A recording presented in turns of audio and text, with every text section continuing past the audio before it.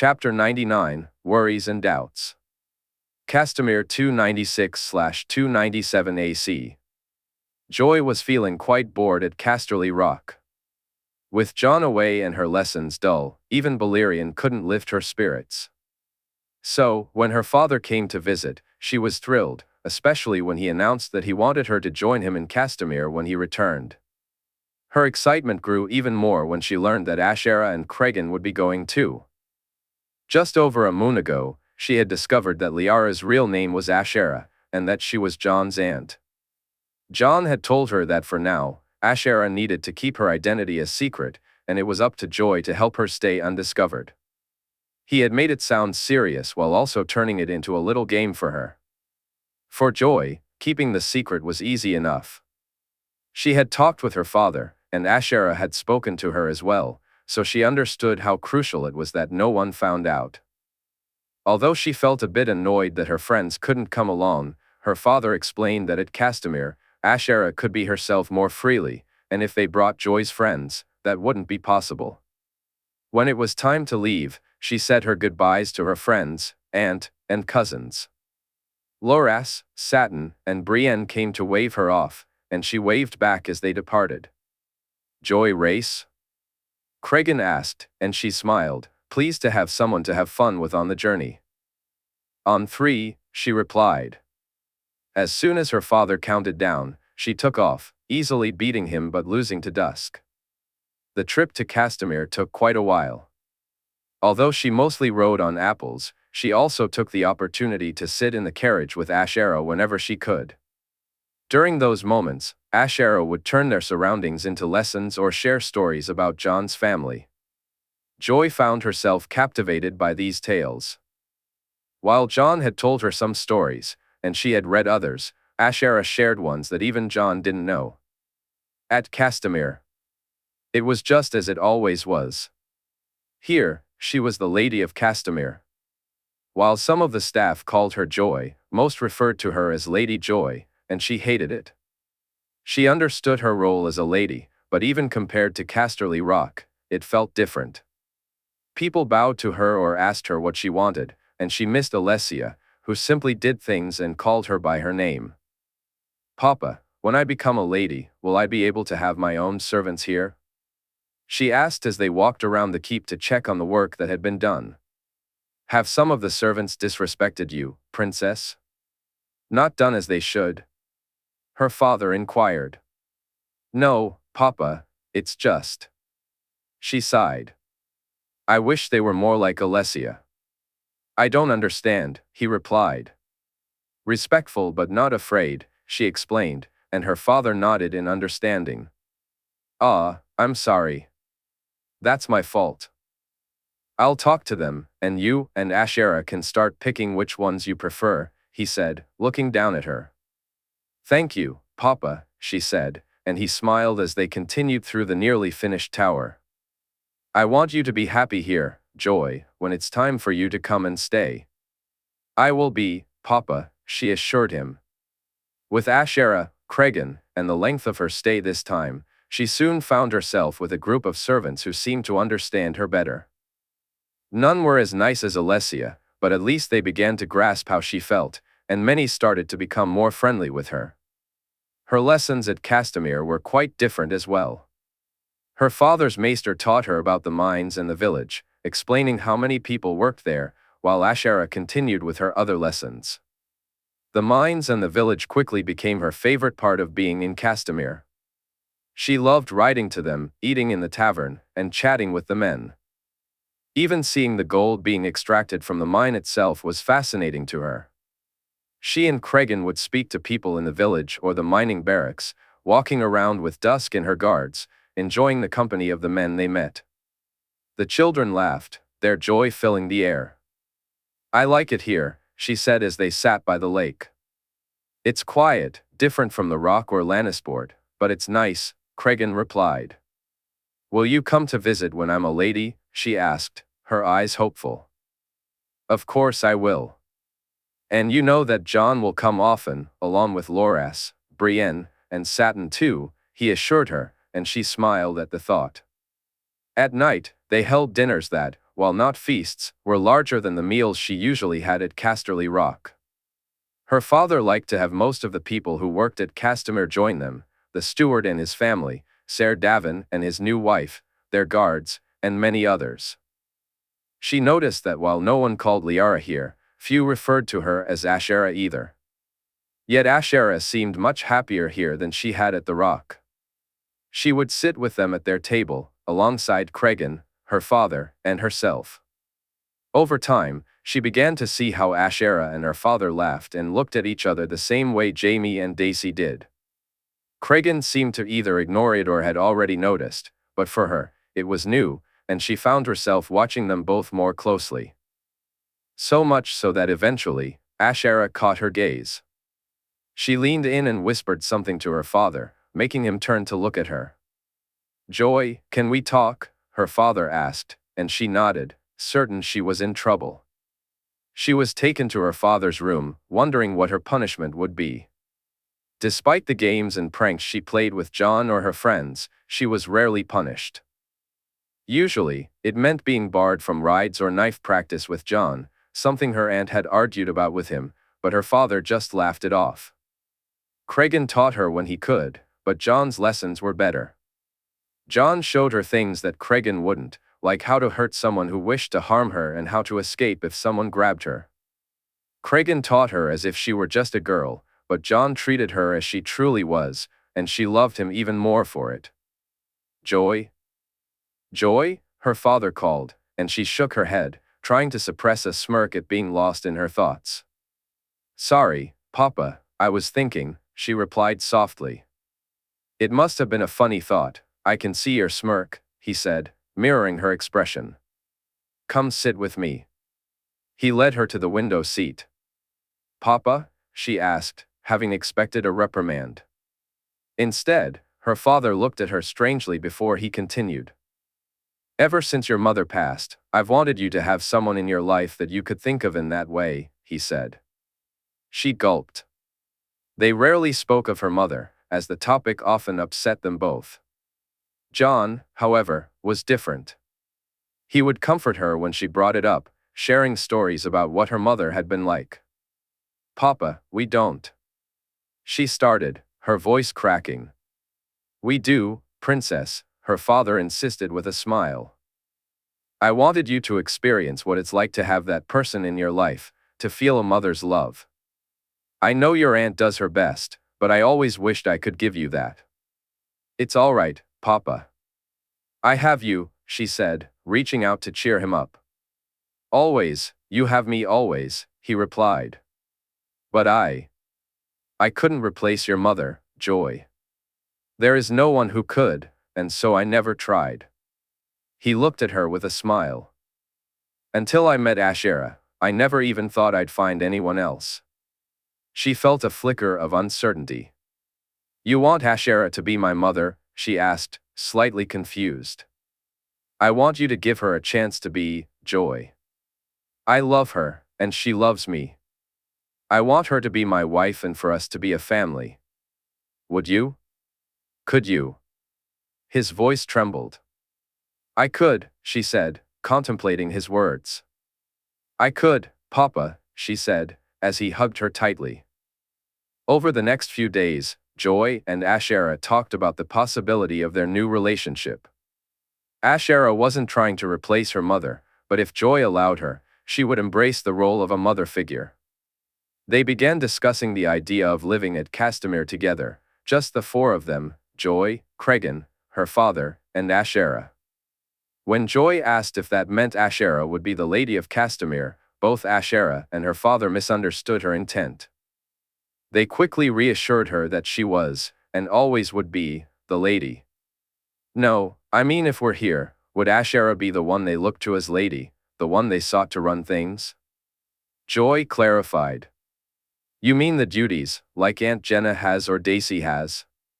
Her father asked, and she nodded. "She would. You'd have to play your part too, Joy, but yes, she would," he confirmed. "Good," she replied with a smile, relieved that someone else could take on that responsibility, allowing her to be herself a little longer. She felt a twinge of sadness when it was time to leave Castamere. Their dinners had transformed during their stay. Although they still ate with others in the Great Hall, they also enjoyed quieter meals together, just the four of them, family dinners that she cherished the most. Upon returning to Casterly Rock, Joy was delighted to find that Jon had returned. She eagerly spent time with this part of her family, and Jon was equally happy to see her. She had always thought of him as a big brother. While he never called her little sister like he did with Sansa, she knew he felt that way, and with her father soon to marry Jon's aunt, they would soon be family by blood as well as by choice. She had even gotten to ride on a dragon with him, and Jon promised to take her up again when they had more time. The news of their trip to King's Landing for a tourney filled her with excitement. She would see Sansa and Margaery, and watch Jon and the others fight. As she packed, she opened the drawer and Joy picked up the small knife that Jon had gifted her for her last name day, placing it near the top of the chest just in case. A smile crossed her face as she recalled the moment he had presented it to her. "You're giving me a knife?" she had asked, excitement bubbling in her voice. "You should have one. And if anyone, even a prince, ever tries to scare you, hurt you, or grab you, you know what to do, don't you?" Jon had replied. "I stick them with the pointy end," she had said, grinning. In Dorne, 297 AC, Tyrion felt the weight of a long-held secret pressing on him. Revealing it to a man he hoped would be his good father made it even more daunting. Grateful for Oberyn's presence as he prepared to speak, Tyrion found his mouth dry and his words tangled in his mind. He reached for his wine glass, took a quick sip, and then turned to Doran. "Lord Tyrion?" Doran prompted gently. "My mother was a beautiful woman, my prince." "I'm not sure if you ever met her?" Tyrion asked, and Doran shook his head. "They said she was the only person who could make Tywin Lannister smile. She, Queen Rhaegar, and your own mother were friends. Did you know that?" "I was aware of it," Doran replied. "They were good friends who spent a lot of time together. I believe that's why your mother came to Casterly Rock, to seek a betrothal for either Elia or Oberyn with my brother or sister, or perhaps both," Tyrion continued, and Oberyn nodded in agreement. "Which your father refused," Doran pointed out. "Tywin refused, yes. But let's not dwell on him. Instead, let's talk about my mother. As I mentioned, the three of them were friends. Your mother spent time in Dorne, while mine spent more time with Rhaegar, often around court.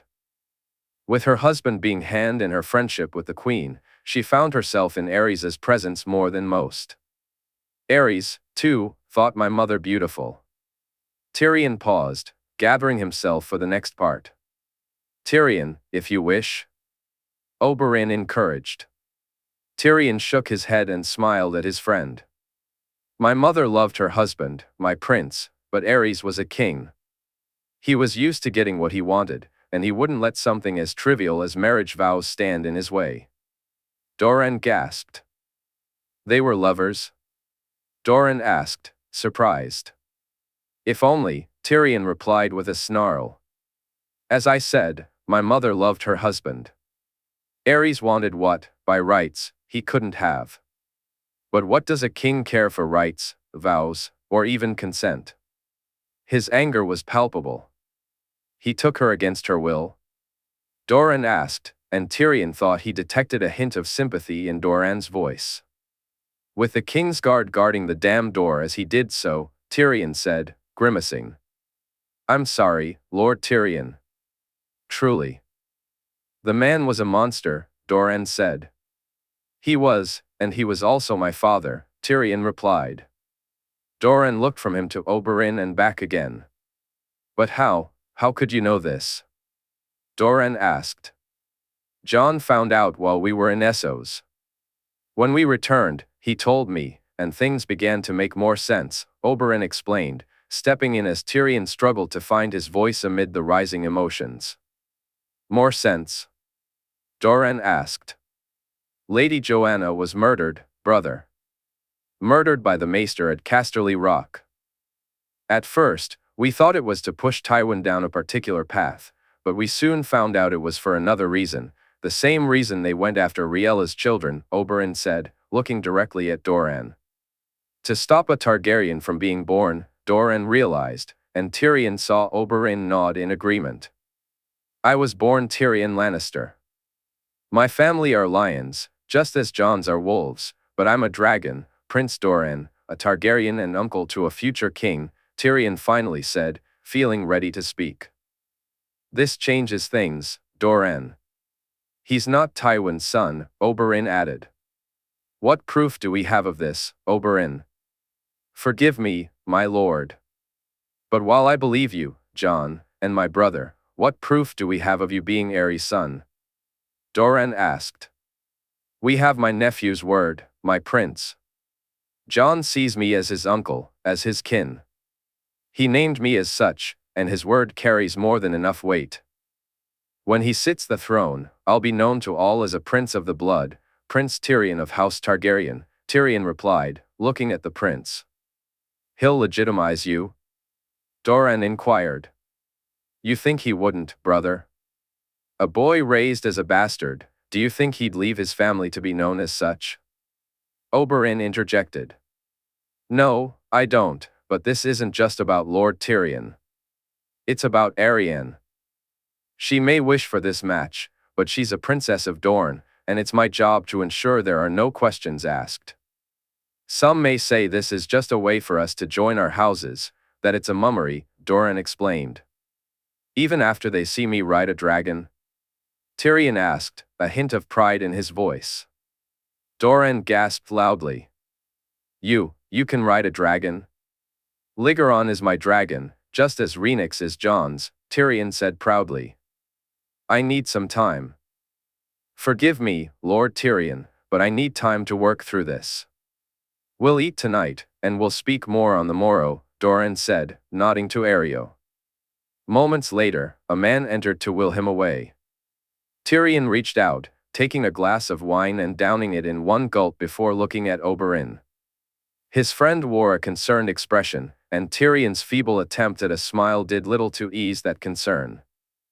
I know how hard that was for you, my friend, but my niece is worth it, no? Oberyn said, and Tyrion found himself chuckling. She is. Do you think? He asked nervously. I do. Come, the Water Gardens have much to offer, and my girls wish to see you, Oberyn replied. Tyrion followed Oberyn as he led him to the pools.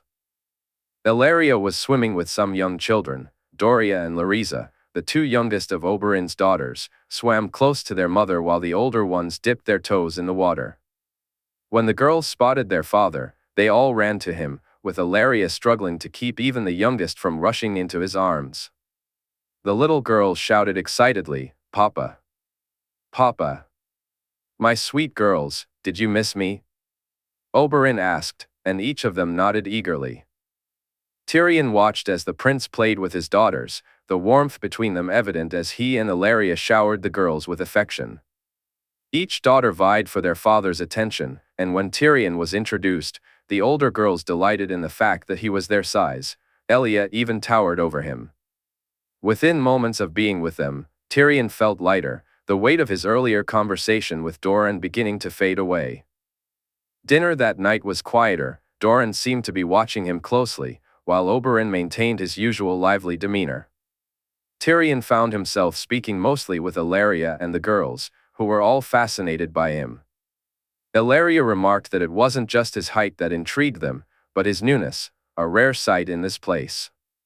That night, as he prepared for bed, the scent of perfume lingered on his skin, little droplets from the bottle Arianne had given him. So you think of me when you're alone in your bed, she had said, handing him the bottle. I always think of you when I'm alone in bed, he replied, earning a smile in return. But now you'll think of my scent, my taste, and when your fingers wander, you'll know that mine are doing the exact same thing, she said, her voice low and husky. Laying in bed, Tyrion almost laughed as his fingers began to roam. He shook his head, trying to comprehend if anyone had ever made him feel this way. Even without her there, she filled his thoughts. As his hand moved lower, he closed his eyes, picturing her doing the same. The next morning, he broke his fast with Oberyn, Illyria, and the children. Doran was not one to indulge in large meals first thing in the morning. Instead, he preferred a moment of quiet as he broke his fast. As they stood by the pools, a servant approached and asked them to follow her. Tyrion and Oberyn were soon led into Doran's solar, where the prince awaited them. Doran's expression was unreadable to Tyrion, but Oberyn smiled, which sparked a flicker of hope in Tyrion. "My daughter's happiness is very important to me," Doran began. "However, that alone cannot be the reason for a princess of Dorne to marry. Alliances, a suitable and worthy match, and improving Dorne's prospects must all be at the forefront of every decision I make." "Indeed, my prince," Tyrion replied. "Were you a Lannister, my lord, would have continued my refusal. The actions of Lord Tywin leave me no choice. While Aerys was just as terrible a man, to my people, he is perceived far better. Therefore, you have my permission to wed my daughter." Tyrion felt an overwhelming surge of joy, almost ready to cheer aloud. "I thank you, my prince, truly." "I do have conditions, my lord," Doran said. "My prince?" Tyrion asked, intrigued. "I cannot allow the wedding to occur while you are a Lannister. Once you are officially named Tyrion Targaryen, then and only then can you and Arianne be joined." "Is that your only condition?" Tyrion inquired. "Oh, there will be trading considerations, a pact between Dorne and the West, and other simple matters, but yes, that is the crux of it." "Then I gladly accept," Tyrion said, glancing at Oberyn, who was smiling broadly. "Good. Now, I apologize for cutting the celebrations short, but I assume you haven't heard the news from King's Landing?" Doran asked. "No," Oberyn replied. "Viserys is dead, killed by Robert's own hand." Doran's words jolted Tyrion from the daydream he had been indulging in, imagining how he and Arianne would celebrate. Tyrion's voice trembled with disbelief. "But how?" "He was in Essos." Doran replied gravely. "The Magister handed him over to the crown personally. Robert executed him, taking the sword from Ser Island to do it." Oberyn's expression softened. "Jon? Will he know by now?" Doran nodded. "Apparently, Robert wishes to throw a tourney to celebrate." "Of all the things," Oberyn said, his voice laced with anger. "I need to send a raven to my nephew," Tyrion added. "I'll see it done," Doran assured him. Tyrion felt a strange disconnection from the news. He knew he should be affected, should feel hurt or something, but instead, he found himself in an unexpected state of happiness. He didn't know Viserys well enough to grieve, and remarkably, both his head and heart were in a place of joy. Arianne would be his wife, they were to be wed. Tyrion Lannister, no, Tyrion Targaryen, was set to marry a princess. It was more than he had ever dared to hope, and the fact that the princess was Arianne was a dream come true. In Wintertown, or Flea Bottom, in the year 297 AC, Bethany had been there for 3 moons. Each day, she awoke knowing that she and her family were safe and that they would have food to eat. It was a stark contrast to the life she had lived on Lord Bolton's lands, where there were days they went without food, especially since her husband had passed. Working in the grimy tavern barely earned her enough coin to keep food on the table, but she had done her best for her 2 daughters. When she overheard the men discussing an offer in the tavern, she could hardly believe her ears. They were leaving, and she desperately tried to convince them to take her and her children along. Before long, she found herself trailing behind a cart, with Darryl and his wife agreeing to let her daughters ride with their own children, but unfortunately, there was no room for her. The journey to the King's Road and then to Winterfell was long. As she walked, she couldn't help but wonder what awaited them. Bethany wondered what awaited her when she arrived. Now, 3 moons later, she set the table, and her daughters, Barina and Branda, sat down to enjoy warm porridge. Both girls looked happier and healthier than they ever had before. As she took a seat beside them, she glanced around her new home. She had only moved in a few weeks earlier, and it put the hovel they had lived in before to shame. The girls had a warm room, and her own was nearly as large as their entire previous house. "You girls excited for your first day?" she asked, her heart swelling with hope. "Aye, Mama. Lara said we'd learn to read." Branda exclaimed, her eyes sparkling with enthusiasm. "So I've heard. You're to go to Sarah's house afterward, right?" Bethany said. "Aye, Mama, we will," Barina replied confidently. Once the girls finished eating and she cleaned up, Bethany walked with them to the large building where she would leave them.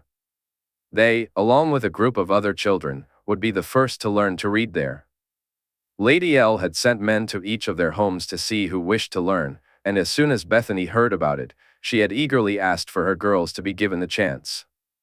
Being able to read and write was a boon she had never expected for them. "Now, be good, and I'll see you later," she said with a smile as they met up with Sarah's girls and walked into the building. Afterward, Bethany made her way to the tavern to begin her day's work, cooking, cleaning, and listening. The coins she earned were more than she had ever thought possible. The tavern was as busy as always, with patrons wolfing down the pies and soup. Bethany carried them out and served them herself, all while preparing the next batch to cook. She kept her ears open for bits of information that might prove useful. Travelers were the best source. Though none of it meant much to her personally, it always paid well, and she had never had to fabricate anything.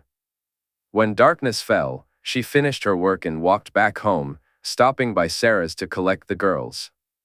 After they had eaten and shared stories about their day, she tucked them into bed. Both girls were exhausted and drifted off to sleep almost immediately. Bethany was in the middle of her meal when a knock echoed at the door. "Any news for me?" he asked. "Only that the Lord and Lady are soon to be wed," she replied, watching as he nodded. "Also, the new ship carries even more men and women this time. Lord Bolton has put an end to anyone leaving his lands, too many have already departed." "Is the Lord planning to speak to Lord Stark about it?" he inquired. "I don't know, it's not something anyone has mentioned." "Very well, I'll see you next week." He placed some coins on the table and left. Bethany finished her meal, locked up, and grabbed the coins before heading upstairs. After checking in on her daughters, she entered her own room. The fire crackled in the corner as she pulled out a small chest hidden in the wall. Inside lay her most treasured possessions, a handkerchief that had belonged to her husband and a bag full of coins, to which she added the new ones. Once she placed the chest back, she made her way to bed.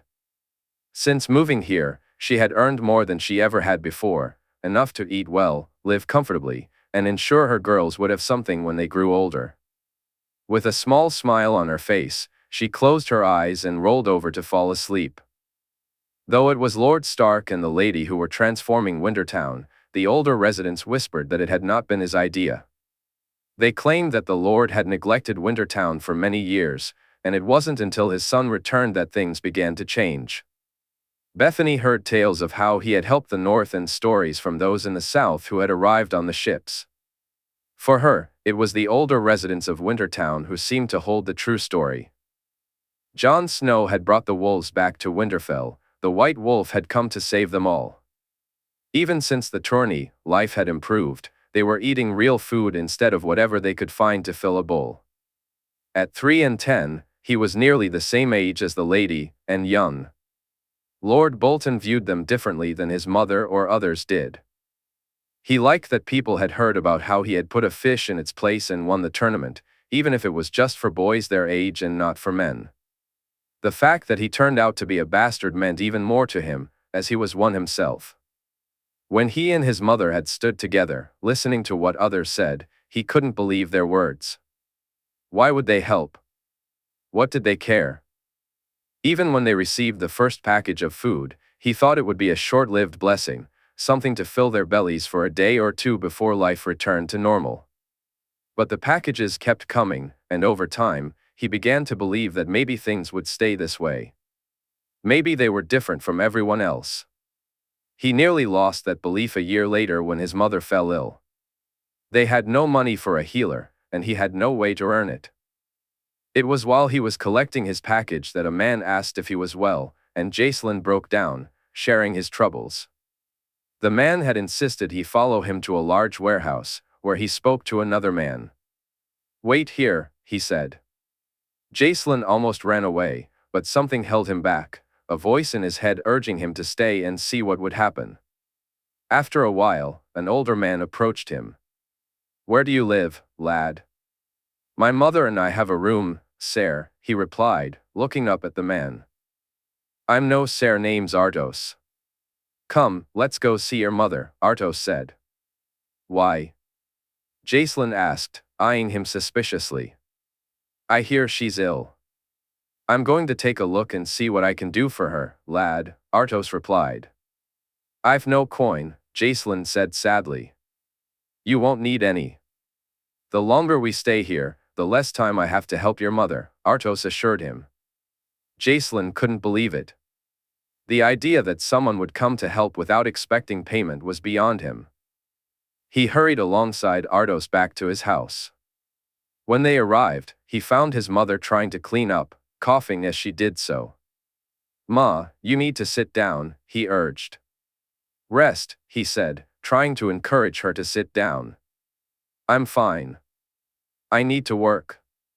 "Who are you?" his mother asked when she noticed Artos.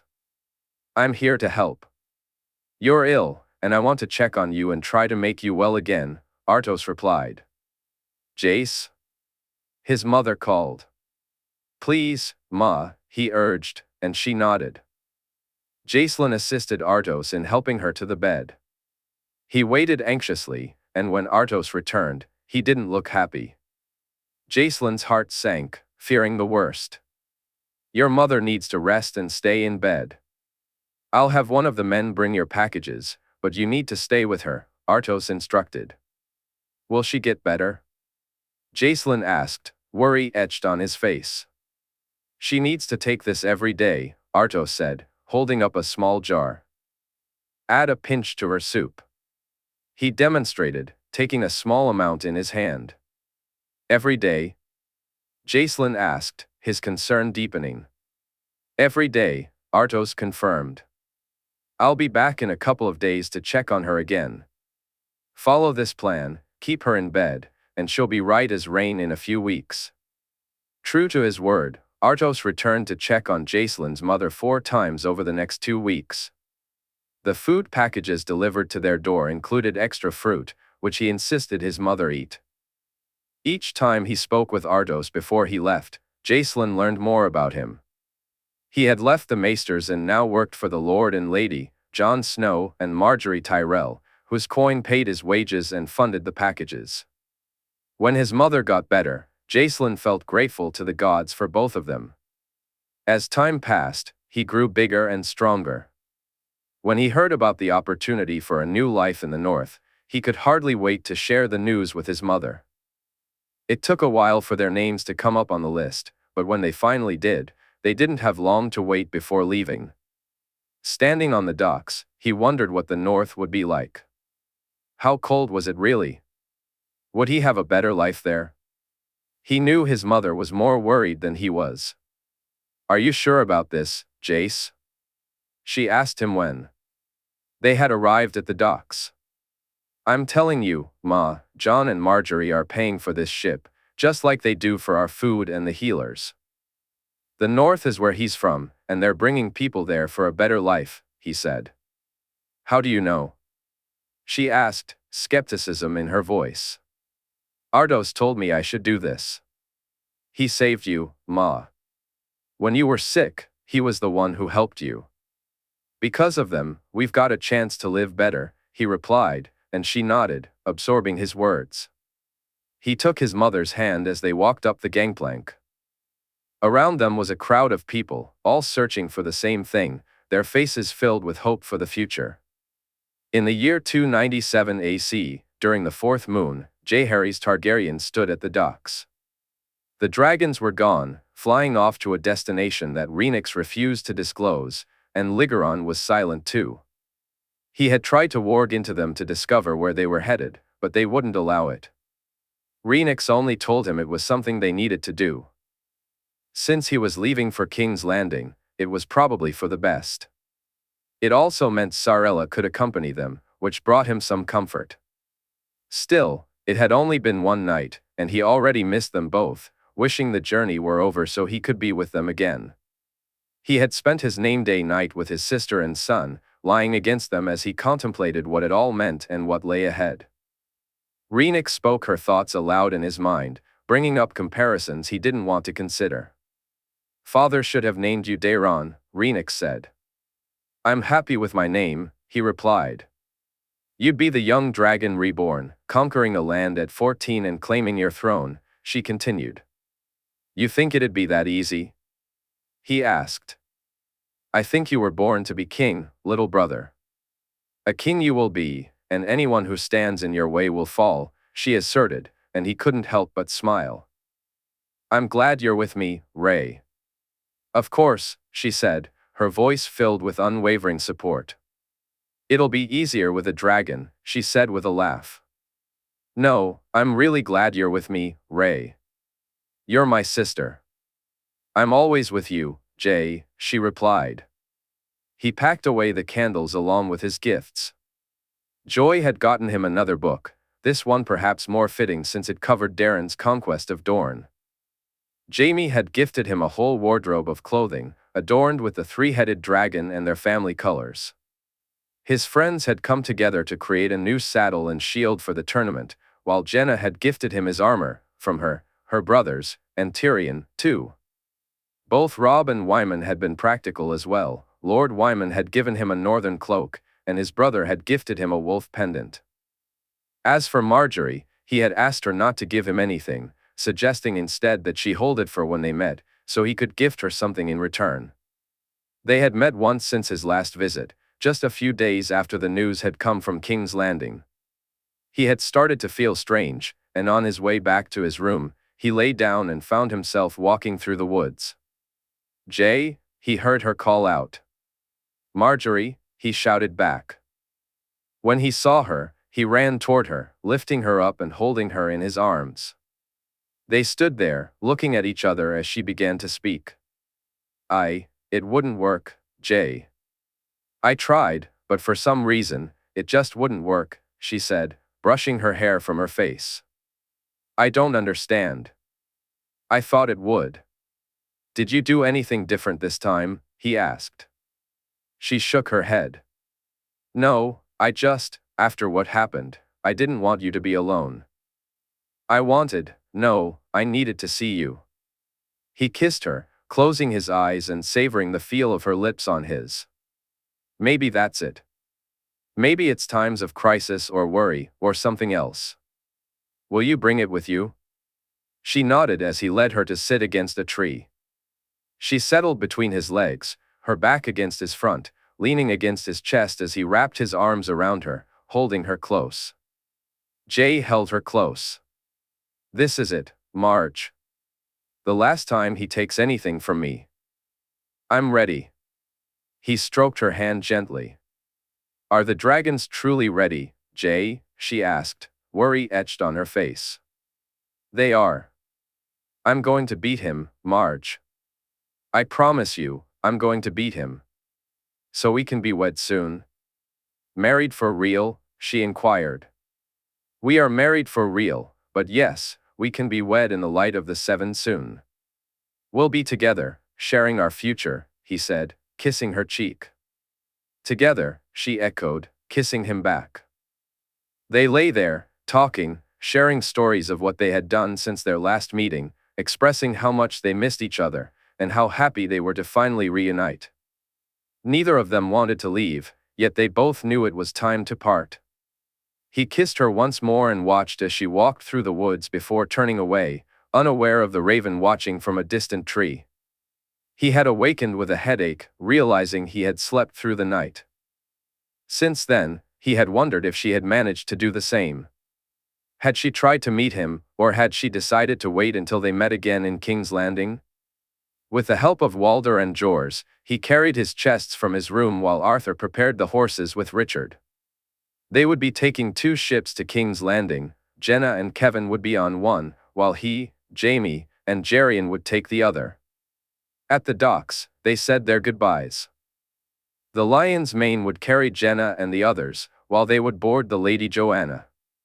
Lancel and Willa were a bit upset about being parted, and Wyman's refusal to let his granddaughter travel with him didn't sit well with her. He helped load the horses alongside Joy, Arthur, and Loras, all of them bringing their own mounts to the tournament this time. "Want to stand on deck, Joy?" he asked once they settled Winter, Star, Apples, and Bluebell. "Watch the birdies, John," Joy replied, smirking. "And the fishies," he added, looking out at the water. "As long as there's no trout, I absolutely hate trout," Joy exclaimed, making a funny face. Then she winked at him, and he nearly doubled over with laughter. "Come on, let's see if we can make a bird dance like last time," he suggested, and she walked with him up the stairs and out onto the deck. Before long, they were joined by the others. Arthur and Walder stood behind him, along with Jors. Loras, Brienne, and Cregan lingered a bit further back. He glanced back at Lannisport as they sailed away, then closed his eyes. Birds soared high in the sky, and he felt as if the doors to his future were wide open, waiting for him to enter. He reached out with his mind and envisioned them all: Casterly Rock, Deep Den, the Gold Road, and the Stony September. Then he was above King's Landing itself, with a pigeon welcoming him in. He glided over the Red Keep, then looked north, leaving the pigeon behind. He had no desire to see what hung from the pike. He had already witnessed that more times than he cared to remember. No, he needed something different, something to clear his troubled mind. Soon, he was soaring over Rosby and then Antlers, and he spotted the Isle of Faces below. A voice called out to him as he flew, whispering, "The end is the beginning." Suddenly, he felt himself being thrust forward, all doors shutting behind him except for one. The bat shouldn't be awake. It was daylight, and it thrived in the night. Yet while its brethren slept, it could not. What was worse, it wasn't itself. It had no control over its flight, no idea of its destination, and no understanding of the shifting light and shapes around it. All it knew was that it must fly, and fly it did. It soared over dark walls and crumbling towers, over melted stone and abandoned rooms. Below, what was once empty began to fill. Banners fluttered in the wind: the gray wolf, the black stag, the blue falcon, and the golden rose. Above them all flew the 3-headed dragon. The bat descended closer, passing a maiden with long dark hair. As the bat flitted through the air, it swooped past 3 men engaged in a playful brawl, one of them wielding a wooden sword. Nearby, a large man drank and laughed heartily, while a quieter man sat silently beside him. The bat continued its journey until it landed by a tree, where it roosted and observed its surroundings. A silver-haired man spoke to a group of men in white cloaks, who listened intently to every word he said. But then, the bat's view faded, and it was gone. "John?" Joy asked from beside him, pulling him back to reality. He opened his eyes just in time to see Lannisport disappearing from view. "What?" "Sorry, I was supposed to make the birds dance, wasn't I?" he replied, and she nodded as he reached out for the nearest gull. High Garden, 297 AC. Olenna knew that as soon as the Raven arrived, everything had changed. Events were forcing them to act much more swiftly. Mace was scrambling, trying to make sense of the message and again attempting to convince her why they needed to align with the Baratheons. Willis and Allery worked to calm her foolish son, explaining without really explaining why that idea was terrible. With Viserys dead, Robert would think he had won. True, he knew Daenerys still lived, but without Viserys, he wouldn't fear a girl. Instead, he would do what he had just announced: celebrate. But Olenna's thoughts weren't on Robert, or Viserys, or even Daenerys. Her focus was on a Targaryen much closer to home and how he would react to this news. Given all that he had lost, how much of his family had been taken from him, Olenna knew he wouldn't handle this well. She didn't need Margaery to tell her that, though her granddaughter did anyway. She didn't require the raven from Jon or the one that came from Jaime Lannister. Even when Margaery approached her with a strange tale of seeing Jon and speaking to him, Olenna already understood the implications. She had known the moment Robert took Viserys' head from his body. So, she prepared to play her part, organizing much of the reach. The lords traveling to King's Landing for this trip wouldn't be a problem. With the king's request and Mace sending out his own ravens, it was all but assured. Olenna sat at her desk, her fingers pressed against her cheeks, growing increasingly annoyed as she waited for her grandson to arrive. Finally, he entered. "Forgive my tardiness, grandmother." "Father wished to speak to me," Willis said as he took a seat in front of her. "Your father should know better, as should you. But I'm in no mood to chastise either of you right now," she replied with a sigh. "Are preparations made for us to leave?" "They are." "Do you really wish to travel by road, grandmother?" Willis asked. "I do. I want to meet with the others before we arrive, and it's better to do so over time. The longer I spend with them, the more I will come to understand their minds," she explained. Willis nodded in agreement. "I want you to come with us as well," she said, surprising him. "Grandmother? You're wasted here. I want you in King's Landing, by my side and Margaery's, and with me when I speak to your father." "You're telling him?" Willis asked, clearly taken aback. "I believe I will, on our return, once we've left King's Landing," she said. "You truly believe we're that close?" "After what Robert did to Viserys, I'm almost surprised the Red Keep still stands, Willis," she replied with a snort. "Jon wouldn't, would he?" "He hasn't, and that's a good sign. But I guarantee it crossed his mind. That boy has lost far too much family as it is. We're very lucky he considers us part of his now," she said with a small smirk. "When, grandmother? When do you think?" he asked, and she didn't need him to say any more than that. "We'll be at war before the year is finished, Willis. I doubt he'll wait longer than that. I'll make my arrangements." "Garland will stay," he said, and she nodded. After he left, Olenna drummed her fingers on the table, her thoughts racing. As Olenna reflected on the situation, a sense of urgency gripped her. The upcoming tourney would be fraught with danger, and all she could do was gauge the sentiments of their bannermen. Nothing could be communicated to them without Jon's approval, and even then, she might need him to speak on their behalf. Tarly, Rowan, Ashford, Redwine, Hightower, and Fossaway all would need to be brought on board, and it would take a dragon to accomplish that. She also needed to bring Paxter's children back, to retrieve Hobber and Horace from King's Landing and keep them close. The fleet had to remain free and protected, even if the Lannisters controlled the seas. Their ships must be ready for action when the time came. Rising from her thoughts, Olenna left the room and strolled through the halls toward the gardens. Sansa, Margaery, Mina, and the little hens were animatedly discussing the upcoming tourney. For Olenna, however, the event filled her with trepidation. Memories of Harrenhal loomed large, along with thoughts of the future they had nearly secured.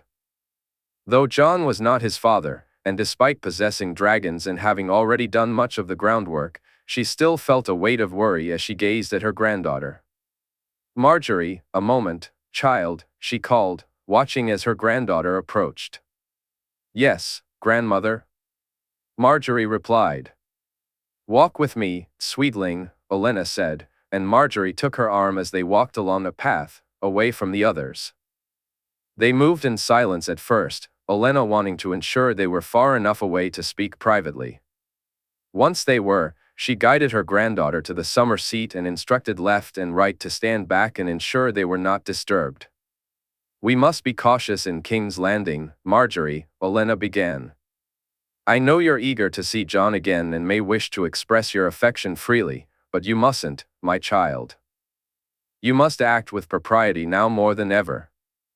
I understand, Margaery replied.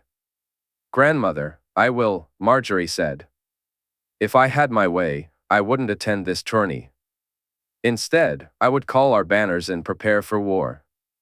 Olenna noted the little gasp from Margaery and continued, but Jon. I understand, and I hope it's not just the folly of youth, Margaery replied. It's one thing to think about what Robert has done, it's another to witness him celebrate it. Even his best friend couldn't bring himself to do so many years ago. For Jon, I fear it will be even worse. Olenna reached out and touched Margaery's face gently. He'll need you, and you'll want to be with him. But you cannot, Margaery. Not there. I can wait, grandmother. I've waited this long. Soon this will be over, and we'll be together. I can wait until then, Margaery said determinedly. Good. Be who they expect you to be, Margaery, not who you truly are, Olenna advised, noticing her granddaughter's smirk. Olenna sent a raven to Paxter, asking him to come to the tourney and to Baelor. He was family she could trust, and she knew she couldn't hold back with them much longer. At dinner that night, she remained quiet and contemplative. Willis and Margaery were also subdued, while Mace spoke loudly about the tourney, eager to see Loras compete and to travel to King's Landing to meet the king. Despite her worries, Olenna felt a similar excitement, even if they were focused on different people. It took 3 days to gather all their supplies and prepare to set off. During that time, some of her worries began to fade. They would go, play their roles, and be loyal subjects of the crown. Olenna would watch everyone with a keen eye. Their next steps would define her family's future, either secure it or end it. Though there was risk, the potential reward made it all worthwhile, and that was what she concentrated on as she climbed into the wheelhouse. Well, are we just going to sit here all day, or are we setting off? She said grumpily, just before the wheelhouse began to move. The expression on her face revealed her true feelings. Lady Joanna, in the year 297 AC, was comfortable sleeping beside Dacey, her daughter, who seemed unfazed by their time on the ship. Dacey's worries had proven unfounded. Instead, he listened as Joy and Jon excitedly shared stories about the adventure ahead and the big city she would soon explore. They played with her, keeping her entertained while he and Dacey enjoyed their meal. By the time they returned to the cabin, Dacey was ready for sleep, and as she lay down beside her, it wasn't long before she drifted off. Throughout the journey, he, Wyman, Richard, Arthur, and Jon discussed what to expect upon their arrival. Jon surprised everyone by revealing that he had already seen Viserys' body. He continued to astonish them by expressing his desire to visit Harrenhal, asking questions about their experiences there. I need to know what each of you saw, what you know of my mother and father's movements, and of Robert and Jon Arryn, Jon said, looking earnestly at them. Are you sure about this, Jon? Arthur asked, a hint of concern in his voice. I need to see it. It's time for me to know more, Jon replied, and Jaime regarded him thoughtfully, trying to understand his urgency. I didn't see much of Jon Arryn, Jon. Robert was just as you would expect, but I encountered your mother only twice. Once at the table during the feast when your father sang, and once when we had just arrived, Wyman explained. As for your father, apart from the feast, I only saw him during the tilts themselves, he added. I spent more time with your father than with your mother, at least, knowingly. It was only during our search for the night that I realized the truth, Jay. But your father and I shared many moments together, we drank, laughed, and I was with him almost every day, Richard said. You know my own time with him, Jon, Jaime chimed in. Jon nodded and offered him a brief smile before turning his attention back to Arthur. Arthur was more succinct than the rest, detailing the days he had spent with Jon's parents. Rhaegar had been with Lyanna, and if he wasn't there with Rhaegar, then it was either Barristan or Oswell. Is that enough? Arthur asked. All eyes turned to Jon, who nodded in response. I believe so. I needed guidance, thank you, Jon said. Over the next few days, he noticed that the bandage never left Jon's hand. Arthur had mentioned to him and Richard that Jon was bleeding himself each night, storing the blood for when he used the candles. This worried him, but Walder, Jors, Arthur, and even Richard reassured him that he shouldn't be concerned, while Jon constantly tried to soothe his worries. What I'm attempting, my lord, requires a lot of magic and a lot of blood. I need it there and ready, and I can't take the risk that there won't be enough, Jon explained. Isn't it hurting you? Isn't it making you weaker? He asked. No, I feel good. I'm well. Sarella tells me that as long as I eat and drink enough and rest when I feel tired, I can do this more often, Jon replied. You really think you need this much? He asked, picking up the nearly full jar. For what I want, I do, Jon confirmed. Why is it so important to you, Jon? You know pretty much what happened. Why do you need to see it? He pressed, still uncertain about Jon's reasons. They want me to see it, Jon said, looking directly at him. The old gods wish me to see it. There's something there, Jaime. I don't know what it is, but whatever it is, they want me to know. When? He inquired. I think I'll be ready when we arrive at King's Landing, Jon said with a smile that seemed meant to reassure him, though he wasn't sure it truly did. He tried to push it from his mind, focusing instead on other matters, like the tournament itself. Dacey was eager to compete, while he had no desire to participate. Loras, Brienne, Robb, and Cregan were discussing the melee, while Jon sat quietly, saying nothing about his plans. He knew that both Jon and Loras were competing in the tournament. Jon felt a sense of calm about the jousting, but the melee worried him. None of his friends had truly competed in one before. Brienne had participated in Highgarden, but there was something about a tournament in King's Landing that felt different. Maybe it was Robert's excitement, the size of the prizes, or the sheer number of spectators, but the tournaments there were more dangerous than anywhere else. Over the years, men had died in justs and on the field, and he wasn't entirely sure if that was the source of his nerves. You're pensive, a voice said from behind him as he stood on the deck, watching the city come into view. Jon, I am, he replied. I am too.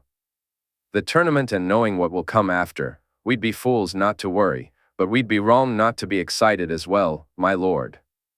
War is nothing to be excited about, Jon. I'm not excited about the war, Jaime. It's what we'll do when it's done. My father's letters, the things he planned once he was king, what did he say to you before he left? When this battle's done, I mean to call a council. Changes will be made. I meant to do it long ago, but, well, it does no good to speak of roads not taken. We shall talk when I return, Jaime said, repeating the words for the first time in their entirety. Changes will be made. The rest doesn't matter, Jaime, only that. Together we will bring those changes to Westeros. Together we will fulfill the promise my father would have made. Together, my king, Jaime replied as Jon touched his back and walked away. Once Jon had gone, Jaime dropped to one knee and closed his eyes. The prayers he whispered were to any god who would listen, the seven, the red god, the old gods. To each of them, he called and begged, if someone has to fall, take me. I beg of you, take me and let him live. Take the father and not the son, the sinner and not the sinned against. And was carried away by the wind. Chapter 100, all those moments will be lost in time, like tears in rain. Harrenhal, 281 AC. Lyanna had been angry and sullen throughout the entire journey. Even being away from her father hadn't improved her mood. It was her brother she was most upset with, Ned, who kept prattling on about how happy Robert would be to see her. What did she care for Robert's happiness?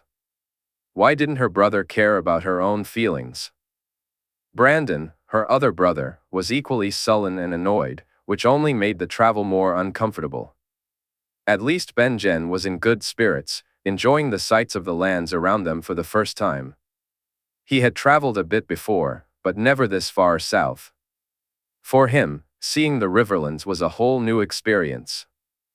For Lyanna and Brandon, however, it was less thrilling, especially since all Ned could talk about was their hopeful reunion with Robert and Jon Arryn when they reached the Crossroads Inn. Lyanna was relieved that they had arrived before the Lords of the Vale, as she had little interest in the pomp and circumstance. When she finally saw Harrenhal for the first time, she was struck by its imposing presence.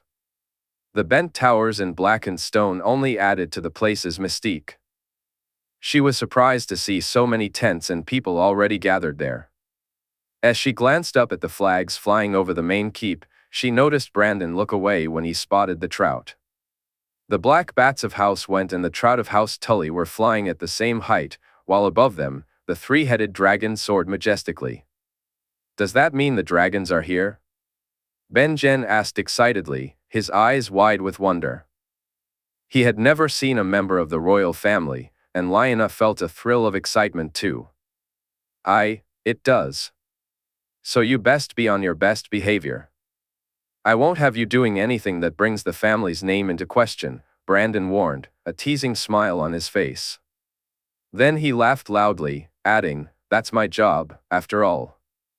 Lyanna couldn't help but smirk at her brother's antics. When they finally arrived at the spot where their tents were to be set up, she felt a sense of pride in being considered a lady. Not that she thought of herself that way, nor was she averse to helping put up the tents.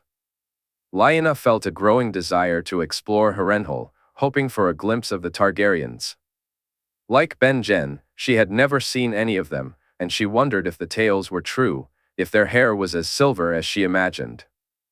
She bought a candied apple from a nearby stall and had just finished it when she heard a commotion.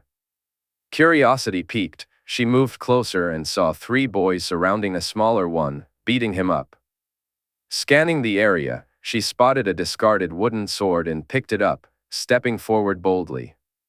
"That's my father's man you're kicking. Leave him be, or I'll break your damn legs," she declared, swinging the sword and striking the first boy. The second one got a smack across the side for his trouble. The third boy began, but the 2 hits he received quickly sent him scurrying away. "Go, or I swear the next hit will be much harder," she warned, glaring at them with the wooden sword raised high.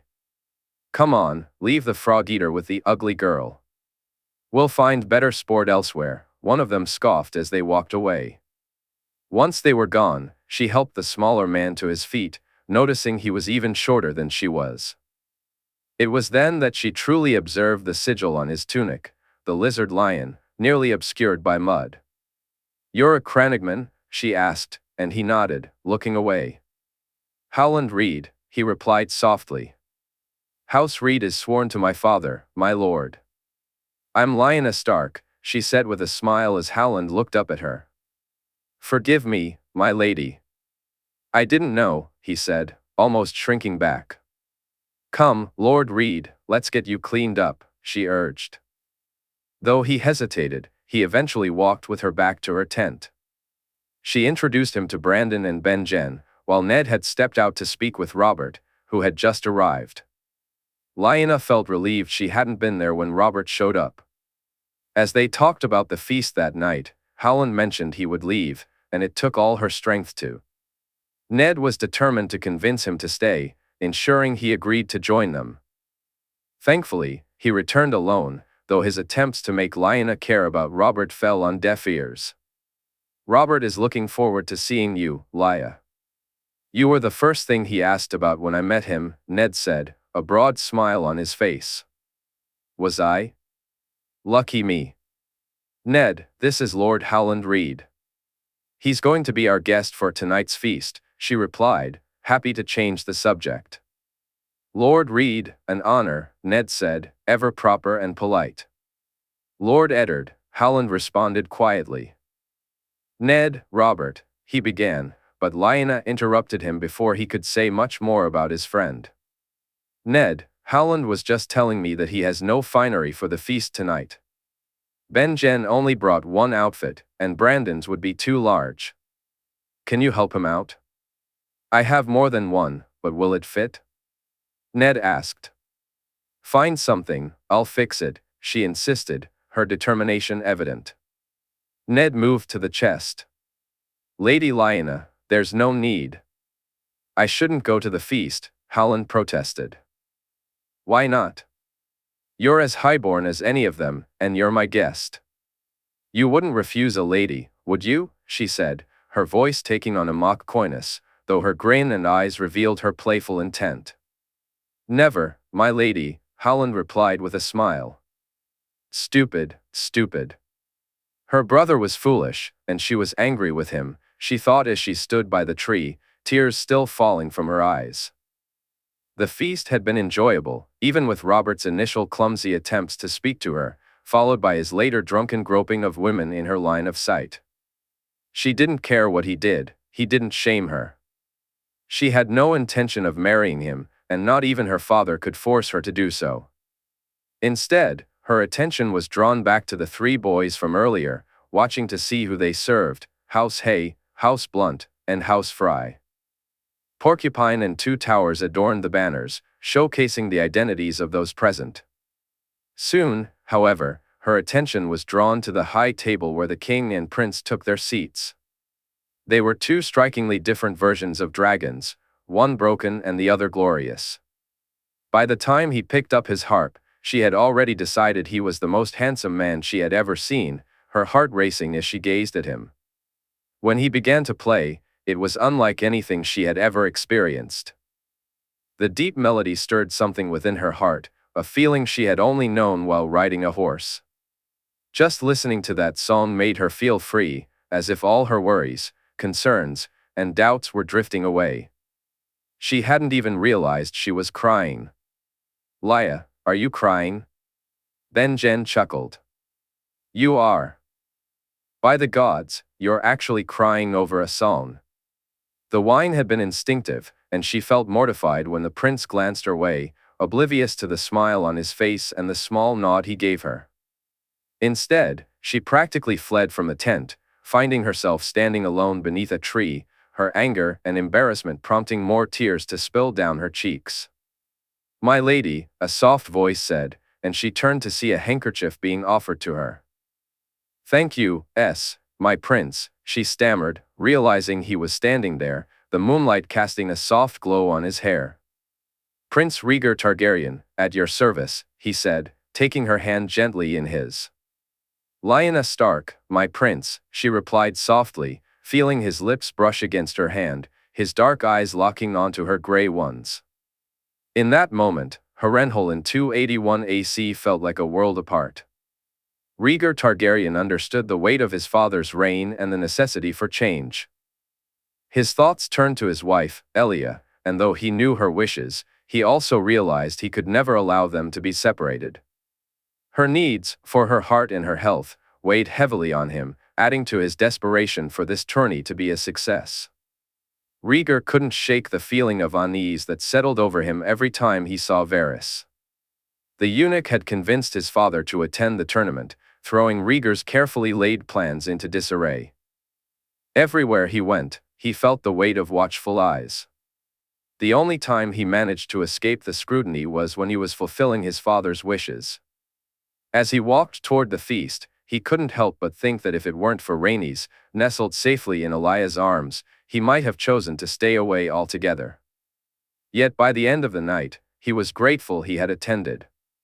Watching Lyanna walk away, he realized she had captured his heart without even trying. This wasn't what he had come to find at the tournament, it wasn't what he had sought. Yet, over the next few days, he found himself completely enraptured by her, so much so that even Elia noticed. Be careful, she warned him one evening. If I can see it, others will, too. Her cousin was watching him closely, but Rhaegar found little concern for Robert's feelings in all of this. Lyanna had made her feelings about her betrothed clear, and Robert's nightly attempts to shame her only seemed to earn him more disdain from her. Arthur, I need your help, my friend. I'd like to meet Lady Lyanna when I can, Rhaegar said to his most loyal knight and oldest companion. My prince?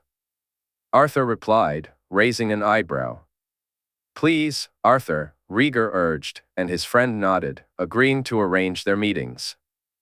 Lyanna was everything he had ever wanted: smart, funny, wild, and free-spirited. After just 2 meetings, Rhaegar knew he was in love with her. Every time she looked at him, his heart raced, and he could sense that she felt something for him, too. By the 3rd time they spoke, he realized Elia needed to know about his feelings. They met alone in their tent while Rhaenys slept, and Elia kissed his cheek, giving him her blessing. "Once we've replaced your father, once you take the throne, we'll announce the dissolution and our children's place in the line," Elia said softly. "Children? You mean you're—" "I'm with child," she confirmed, a gentle smile spreading across her face. "Boy, you have your heir, Rhaegar, and I've done my duty," Elia said. "You've done your duty, Elia." "I hope he makes you as happy as she does me," he replied, and she smiled as she kissed his cheek. It was madness, sheer madness. He braced himself for the onslaught from his wife. They had both agreed that what Lyanna had done deserved recognition, deserved praise, and so he had praised her. Yet, he had done so far more publicly and with far more consequences than he had ever imagined. Seeing Lyanna sitting there as he took the joust, he felt deep in his heart that he was winning it for her. In that moment, the world simply disappeared. All he saw was her. As he rode toward her and the crowd hushed, laying the roses down at her feet, it just felt right. That they were winter roses should have been a sign, and he wondered if that had influenced his decision. "You love-struck fool," Elia said, though there was no anger in her voice, only worry. In a way, that felt worse. That night, Rhaegar stood alone by the tree, anxious she might not show. If he was being honest with himself, he was terrified. But Lyanna came, and he could see her anger. Unlike Elia, she unleashed it all at him. "What were you thinking?" she shouted. "Lya. No, don't you call me that. You don't get to call me that." "What were you thinking?" she demanded, pushing her finger into his chest. "I wasn't," he said softly. "And that's supposed to make it all right? Make it better? My brother is furious with you. Robert is threatening to kill you, me, anyone who'll listen," Lyanna said, walking away from him. "He threatened you?" he asked, concern flooding his voice. "No, not really. He still has his balls, doesn't he?" she shot back, and he couldn't help but laugh. "This isn't funny, Rhaegar." "I know, I'm sorry," he replied. "Why? Why crown me?" she asked, her voice much softer now. "I wish to honor you for what you did. At least, that's what I told myself at first, but that's not the truth." "Then what is?" she asked, her voice tinged with curiosity. "I wish to crown you," he replied nervously. "Why?" she pressed. "Because of you, because of how you make me feel. When I saw you, I couldn't." "I'm sorry," he admitted, his gaze fixed on her. "You're a married man, Rhaegar." "I'm betrothed to another," Lyanna said, shaking her head as she stepped back from him. "Do you wish to marry him?" he asked, and she shook her head even more vigorously. "If I weren't married, would you? Could you? Could we?" he inquired. He didn't receive an answer until they were preparing to leave Harrenhal. A note arrived, asking him to meet her that night in the Godswood. As he made his way there, he spotted her standing by the tree and felt a rush of happiness at the smile she gave him. "I got your note," he said as he approached her. "Obviously, you're here, aren't you?" she replied with a chuckle. He began, but she interrupted. "Your wife came to see me. Is it true?" she asked. "What?" he replied, confused. That she, is it true that you're to separate? That she's going back to Dorne?" "It is. My father wished us to marry, and I tried. Elia tried, but we never loved each other. Her heart belongs to another, as does mine," he said, looking into her eyes. I can't, we can't, not now. But when, if she goes back, then perhaps, she said, her voice trembling. Robert? He asked. I told him I wouldn't marry him, that I felt nothing for him. He blamed you, but I told him there was nothing between us, she responded. And is there anything between us? He asked, his mind racing back to the kiss they had shared. It lingered with him all the way back to King's Landing. Nothing had ever made him feel that way before. The future he had glimpsed was now clear in his mind, and he knew there was only one path ahead of him, a road he looked forward to traveling with her. Harrenhal, 281 AC. Brandon Stark lay beside her, hidden by the rolling hills that shielded them from prying eyes. They were fully clothed, and though they were together, there was nothing wrong in their shared moment. She smiled, and he gently stroked her face, captivated by the glimmer in her eyes. As he kissed her softly, he felt himself lost in her beauty, just as he had been since the first time he saw her. It was different now, though.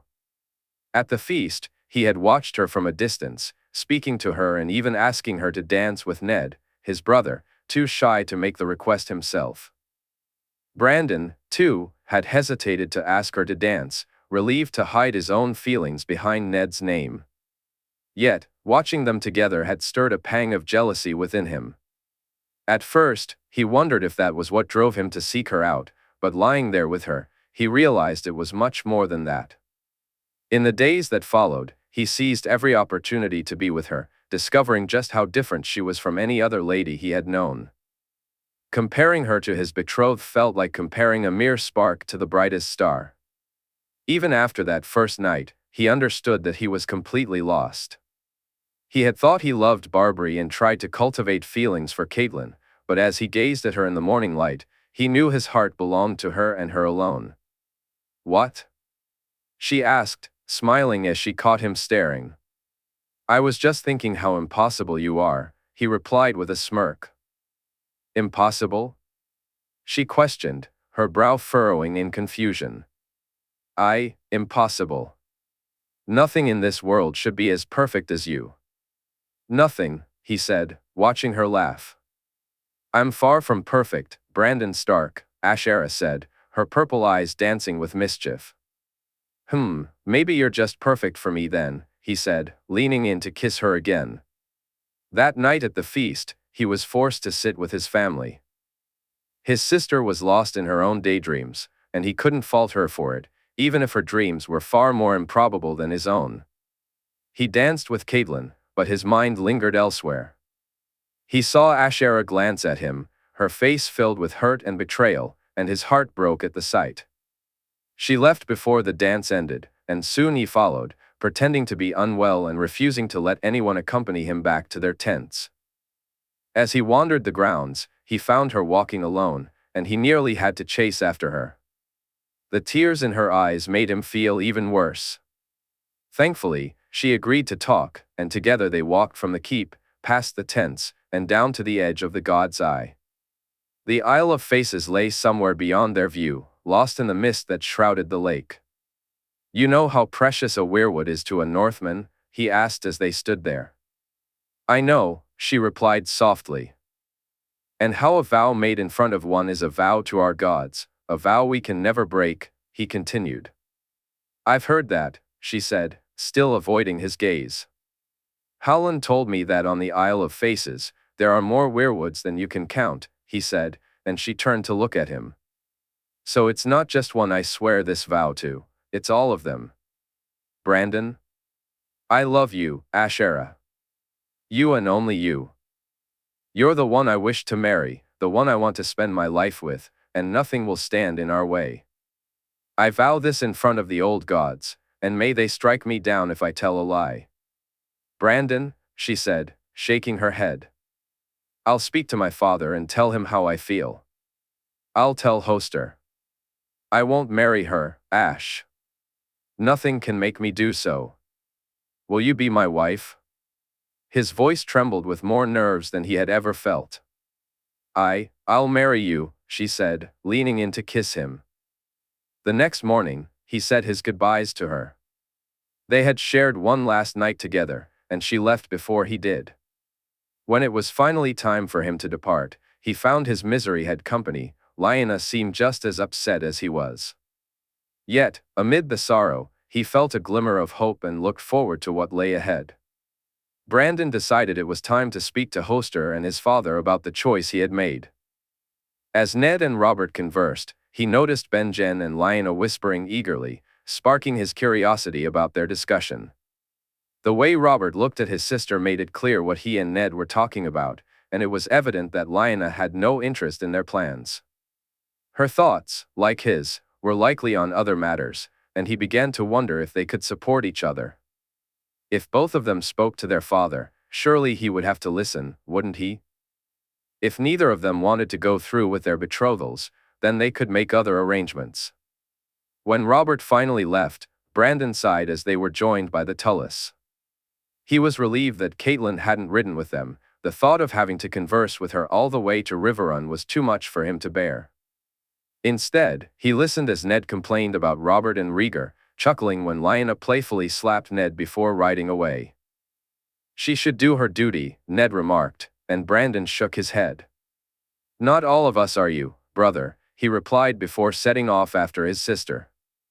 Harrenhal, 281 AC, Robert took a moment to reflect. God, she was incredible. Her mouth was the best he had ever experienced. Soon, he found himself spending the few coins he had given her, and he quickly adjusted his breeches before leaving the tent. He made his way to the feast, hoping his tardiness hadn't been noticed. She had already made her feelings clear with her looks, if not her words. When she chose to glance his way, he felt a thrill, though as Ned said, she was young and a maid, and he likely made her nervous. She ignored him again, so he began to drink, smiling and winking at the serving girl who brought him his drink. He enjoyed her attention, especially when she winked back. At least someone appreciated him, Robert thought as he took another swig. The girl's flirtation became more evident, and he seized every opportunity to grab her when he could. Then, he heard the hush that fell over the crowd as the dragons arrived, and he offered a silent prayer. The man wouldn't sing again that night, but Robert had to admit, Rhaegar knew how to charm the ladies. He glanced at Jon, who was intently watching the high table, his foster father glaring at Aerys and Rhaegar. Robert found himself ruminating on his thoughts, but he pushed them aside for the moment, focusing instead on the serving girl as she placed mugs on the table. Later, as he stumbled back to his tent, he couldn't resist giving her a playful squeeze, and she laughed in response. He looked forward to the night ahead. "Robert, the melee!" Ned shouted as he shook him awake. "Ned?" Robert mumbled, still groggy. "The melee, Robert." "Gods, how much did you drink last night?" "Damn," he groaned, swinging his legs off the bed. His head throbbed, and he felt a dull ache elsewhere as he glanced beside him, relieved to see the girl had already left. "Is Lyanna here?" he asked. "She's up in the stands." "Hurry, Robert, or you'll miss it," Ned urged. He dressed quickly, feeling a mix of frustration and confusion. He wasn't sure who he was angrier at, Jon Royce for taking the day that should have been his, or Lyanna for ignoring him completely. Every time he took down an opponent, he looked up, expecting to see her cheering him on, but each time she was preoccupied with something else. It fueled his anger, and he channeled that rage into defeating more men, only to fall short by the end of the day. To make matters worse, it seemed she didn't care about that either, leaving him sullen for the next few days. His attempts to talk to her were met with indifference at best, and outright refusal at worst. Frustrated, he turned to drink, even getting caught up in a drinking game with Ser Richard Lonmouth. Richard laughed heartily until he eventually succumbed to unconsciousness. Later, he helped Robert search for the missing knight. "Who do you think it is, Robert?" Ser Richard asked, still chuckling. "I don't know, but we'll be the ones to find the bastard," Robert replied with a laugh as they continued their search. As the tournament dragged on, he couldn't shake the feeling that things were only getting worse. Nothing he could do or say seemed to elicit anything more than a polite smile from her. As soon as she could, she would make an excuse to leave him alone. Frustratingly, he found himself spending more time with Ned than with his own sister. The night before the joust began, he had tried to kiss her, but she had slapped him. At the time, he had laughed it off, but the way she looked at him the next morning made him realize she wasn't just joking. "Cheer up, Robert. For goodness sake, you look as miserable as you say I always do," Ned said as the semi-finals of the joust unfolded. "Do I really?" "I wonder why that is," Robert replied, shaking his head. "I told you, Robert. Ever since she found out about Maya, things have been different," Ned whispered in his ear. "I've only the one, Ned." "It's not like I've fathered a dozen or more," Robert said, still shaking his head. I know." The final match even had him excited as he watched Rhaegar face off against the Bold. While jousting didn't seem beneficial to him personally, he enjoyed the pageantry and the anticipation of who would be crowned champion. He knew Rhaegar would crown Elia, but for Barristan, he wasn't so sure. Would he crown the princess, or did the Bold have his eye on a fair maiden? Damn him. Damn him to the seven hells. Who does he think he is? Robert shouted as Jon Arryn tried to calm him down while he paced in his tent later that day. "I told you, Robert. They care not about what is theirs and what isn't. This is why they must be removed. You told me, and I didn't listen. But I'm listening now. Ours is the fury, Jon. Ours is the fury, and he'll feel mine." A few days later, he left, and she never even spoke to him. The memory of what she had said in the Godswood twisted like a knife in his heart. She was his, she would be his, and no one would take her from him. No one. As Robert rode away from Harrenhal, he cursed the absence of Ned by his side, though he felt a sense of comfort with Jon's presence. His foster father was right, she was hard to get, and he was certain she was playing a game. "I'll not marry you, Robert. Even if I weren't in love with another, I still wouldn't marry you." Her voice echoed in his mind as he closed his eyes, gripping the horse's reins tighter. "Mine. She is mine," he muttered to himself as he rode toward the Vale. In the Vale of Arryn, Jon Arryn sat in his solar, surrounded by his life's work, trying to figure out his next move. The betrothals were set, the Starks were tied to the Baratheons and the Tullis. Having Hoster aligned with the Lannisters would have been a significant advantage. He had even considered offering Elbert to Tywin, believing that Cersei and his nephew as Lord and Lady of the Vale would make a good match. However, Tywin had refused all his letters, and Jon knew he would need to speak with him in person. Once the weddings took place, they could make their moves, bring down the dragons, and see Robert crowned. Jon felt that his foster son was the only logical choice for the throne, despite his shortcomings. With Jon as hand, he could easily compensate for Robert's deficiencies. Rising from his seat, Jon left the room, eager to pray before their departure. He sought counsel from the gods and from Septon Lallams. As he entered the September, he lit the candles and knelt before the Father, praying for guidance and for the realization of his dreams, a united 7 kingdoms under a king of his choosing, with only the true gods worshipped throughout the realm. "My lord, I didn't expect to see you," Lallam said, approaching where Jon was kneeling. "I wished to seek guidance before I left, Septon," Jon replied to his oldest friend. "Your path is the gods' path," Lallams assured him. "My lord, you walk in their light." "Trust in that," Lallam said, and Jon nodded in agreement. "Did the boys come and pray?" Jon asked. Lallams nodded. "They did. Young Ned took the blessing, though he didn't seem to like it. Robert, too. Good. I fear Ned is a lost cause, Septon.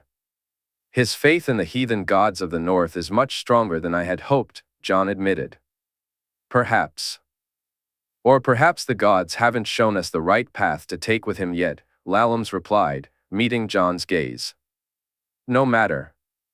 He will serve our gods in the end," Jon insisted. As do we all, my lord, Lalum said before bestowing his blessing. Jon then left to make ready. He allowed Ned and some of the others to ride on once they passed the Bloody Gate. Ned wished to reunite with his family, and Robert had similar desires. However, Jon wouldn't allow it, stating that it wouldn't be proper for Ned to travel with his betrothed. Robert rode off in a huff. Go, Ned. I'll deal with Robert, Jon said, watching as Ned reluctantly left his friend behind. As was often the case with Robert, he ranted and raved, drank too much, and then quickly forgot what had upset him. Jon shook his head, reflecting on his failure to teach the boy anything about becoming a man. Were it not for his position, he might have sent Robert back to the Stormlands years ago. But necessity prevailed, and Lalum's was right, they needed a man of faith to lead their cause. Not that Robert truly fit that description, but at least he could be relied upon to leave such matters to Jon. Given Robert's aversion to ruling, there was clearly no better choice for a puppet king. Upon arriving at Harrenhal, Jon was annoyed to discover that Tywin had not attended. However, with Aerys present, a pattern began to emerge. When he saw Jaime Lannister named to the Kingsguard, everything became clear. Tywin hadn't been ill or resigned as he had been led to believe upon his arrival, nor was he unable to travel to the. As the tourney unfolded, Jon could sense the tension in the air. The man was clearly annoyed. The dragon had tugged on the lion's tail and taken away his golden heir. With each passing moment, Jon saw more opportunities arise, opportunities that kept coming as the events of the tourney developed. In that moment, he felt he was doing the work of the true gods. While Robert ranted, raved, and drank elsewhere, Jon stood in his tent with his nephew and Jon, listening to their conversation. Gods, what was he thinking? Elbert exclaimed. Dragons don't think, Elbert. I thought you knew that by now, Jon replied, disgust evident in his voice. To shame his wife so, Jon, Elbert continued, shaking his head. Like father, like son, Jon interjected, prompting both of them to look his way. Come on, we've all heard the stories, how Rhaegar was a better man, how the realm would be better off under him. Would a better man do what he just did? No, Elbert said firmly. Of course not, but I had thought. Jon started, and Jon reached out, placing a reassuring hand on his shoulder. They all have it, Jon. With some, it's just better hidden than in others, but they all have it in them, he said, watching as Jon nodded reluctantly. After they left, Jon sat down with a glass of wine and found himself chuckling softly. This wasn't his plan, not even close. The prince was far too popular, and people thought far too highly of him. He needed Rhaegar sidelined, or better yet, eliminated. Jon had gone over numerous options, and while he knew an assassination could work, he quickly realized there was an even better way, one that Rhaegar himself had inadvertently provided. Rhaegar wanted to call a council, to gain the Lord's support and rally them to his side as he attempted to remove his father.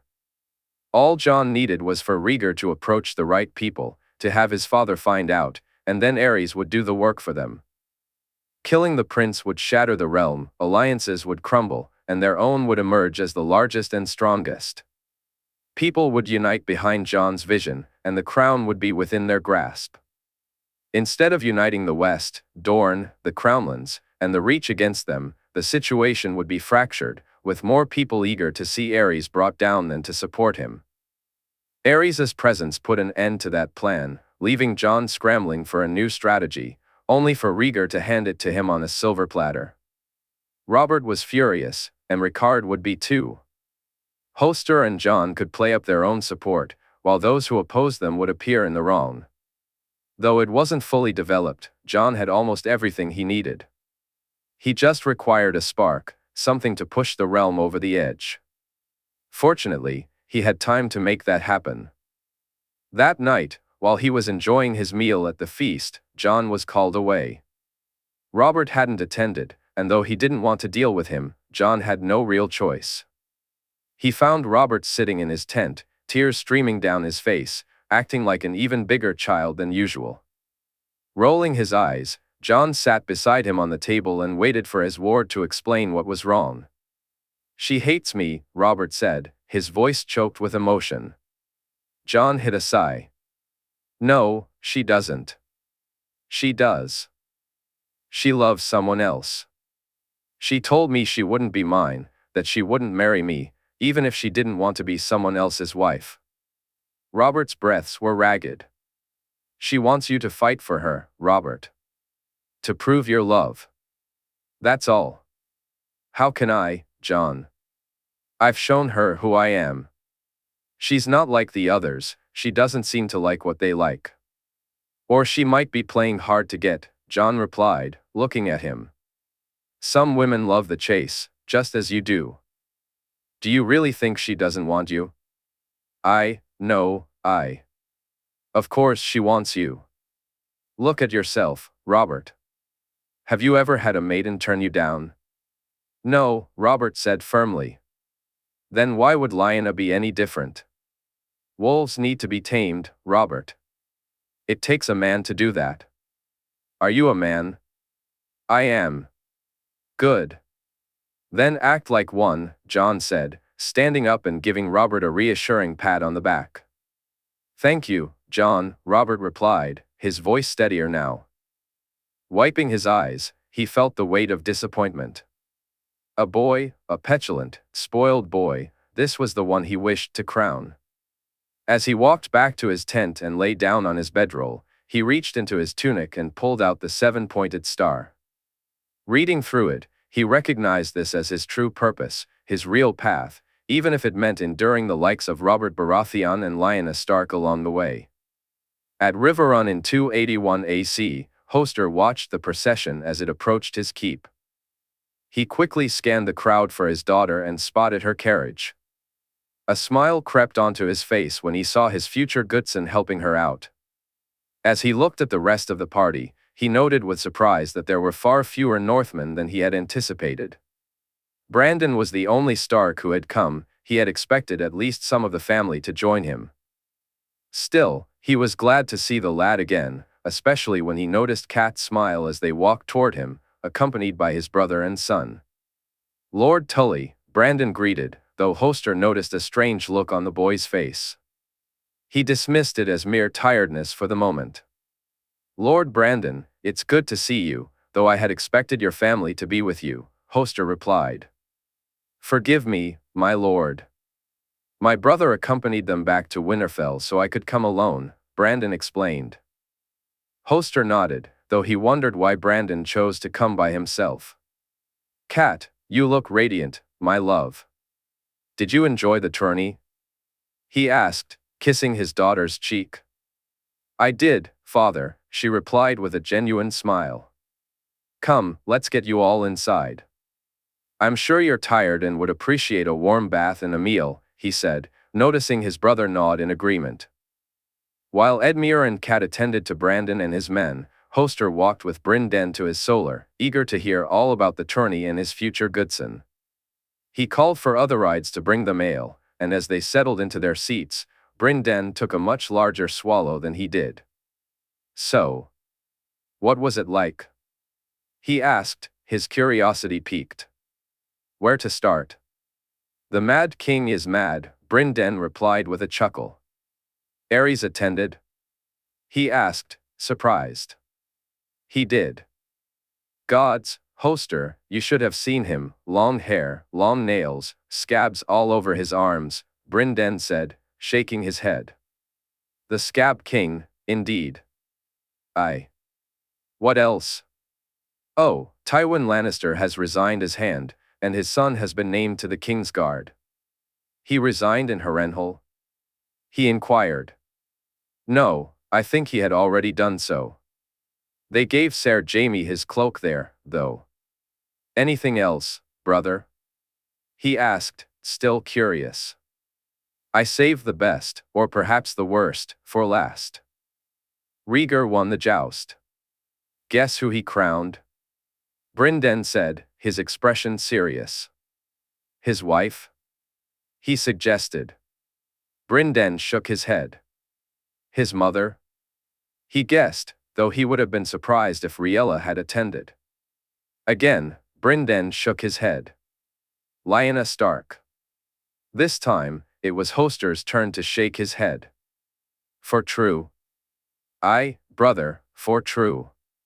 When Brienne left, Hoster leaned back, unable to believe it. He cursed himself for not going to see for himself and wondered how Jon Arryn had reacted. Reaching for a piece of paper, he considered sending a raven, but thought better of it. That evening, they held a large dinner, almost a feast, and he was delighted to see Brandon and Cat speaking so amicably with each other. His only doubt about the match had been that his daughter might not find the Northmen to her liking, her southern sensibilities potentially repulsed by northern attitudes. But looking at how she gazed at Brandon Stark, it was clear that his charm and good looks had won her over, and Hoster was most pleased. While marriage was primarily about raising one standing, he was not averse to his daughter finding happiness with her future husband as well. As he looked around the room, he noticed that Lisa seemed happy for her sister too, his youngest smiling brightly as she spoke to Peter and her uncle. If it hadn't been for the strange looks he kept receiving from Brandon Stark, Hoster would have truly enjoyed the evening. The news Brienne had shared and the sight of his daughter's smiles filled him with contentment. Yet, there was something unsettling about the way the wild wolf regarded him, and he would soon discover the cause of his discomfort. You cannot. Hoster shouted as Brandon Stark stood up. I can and I will. Brandon shot back defiantly. Your father and I have agreed to this betrothal, and you will marry my daughter. I will not. I love another, and she is who I will marry. Not my father, and certainly not you will tell me otherwise. I'll see you stripped of your inheritance. You'll get nothing if you don't uphold this agreement. I care not. I came here to speak to you as a man, to tell you to your face. I've done so, and if you'll excuse me, I'll go speak to Caitlin. I forbid you. Go back to your precious north, Brandon Stark. See what your father thinks of a man who breaks his word, but I will not have you speak to my daughter. So be it, Brandon said, storming from the room. He was furious. The letter had been sent, and now it was up to Rhaegar to resolve this. He refused to be made a laughingstock, nor would he allow his daughter to be treated this way. Brandon Stark would marry his cat, or by the gods, he'd burn the north to the ground.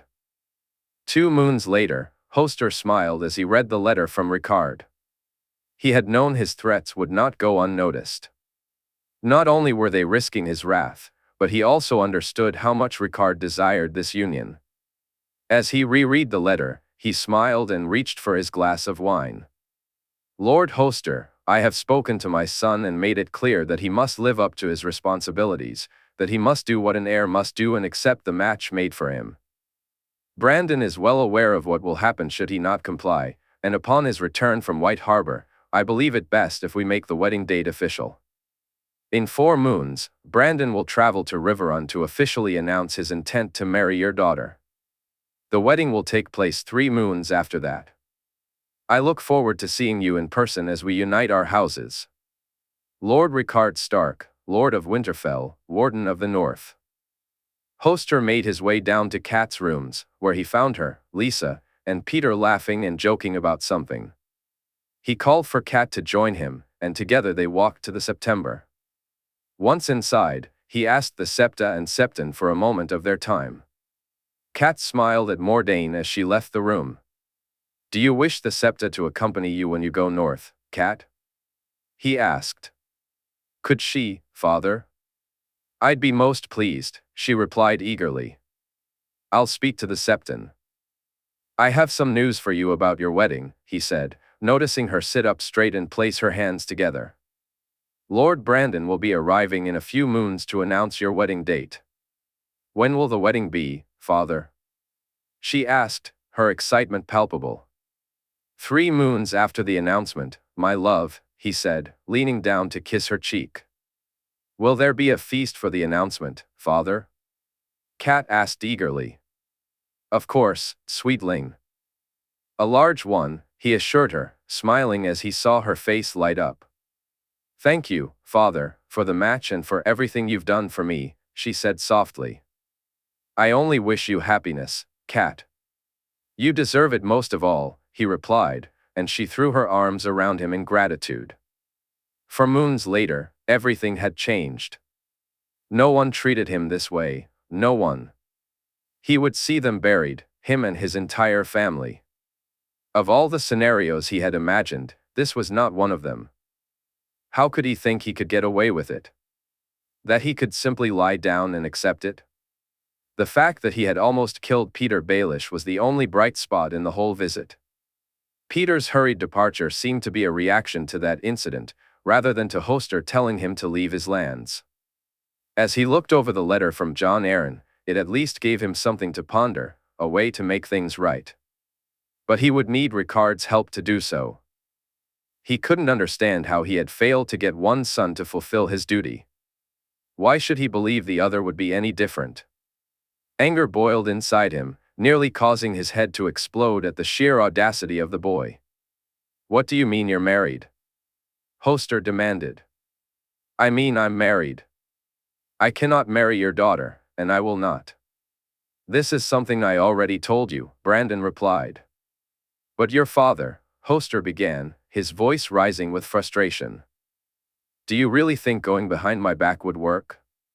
That I'm so foolish I wouldn't see it coming? I told you I wouldn't marry her, and now I can't." "When did you marry?" "How?" Hoster pressed. "A moon ago, in front of my gods." "A tree," Hoster spat in anger. "My gods, speak to my father if you must. Tell him what I've done. I care not, neither of you has power over me, and neither of you can tell me what to do. Get out. Just go, and don't come back," Hoster said, and Brandon nodded as he walked out of the room.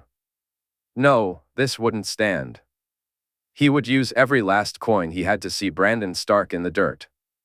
He would ensure that Cat had her husband, even if it wasn't the one either of them had expected. But Brandon Stark was not long for this world. That Oathbreaker had a date with the stranger.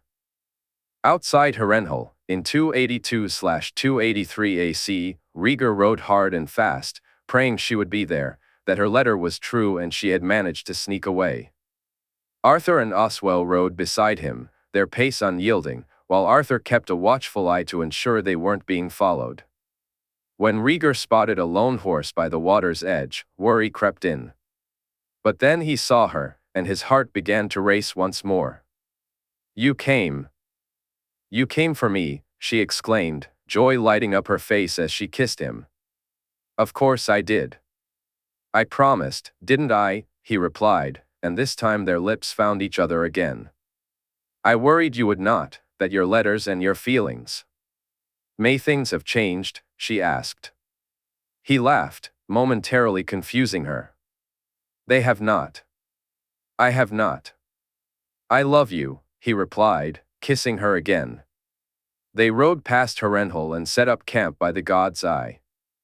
Rhaegar was eager to show her the letter that would prove the truth in his words. He watched her read it, delighting in the smile that spread across her face when she saw the signatures. "Marry me?" he asked. She looked at him, the letter still in her hand, and nodded. Why not?" she replied, breaking into laughter. "Of course I'll marry you." She calmed down a moment later. "There's a September nearby," he mentioned, noticing her frown. For a moment, he wasn't sure why she looked troubled. But then he smiled, realizing what it was. "The Isle of Faces. We can go there too, and marry in front of your gods as well as mine." Her smile returned at that thought. It took them 3 days to have both weddings. The Septon signed the papers only after seeing the letter from the High Septon annulling his previous marriage. Arthur and Oswell happily signed, with Arthur remarking how pleased he was. The boat to the Isle of Faces appeared as if by magic, and Rhaegar and Lyanna went alone, much to Arthur's dismay. He felt the power of the place and recognized how much it meant to Lyanna to marry there. Once he said his vows, he intended to head back.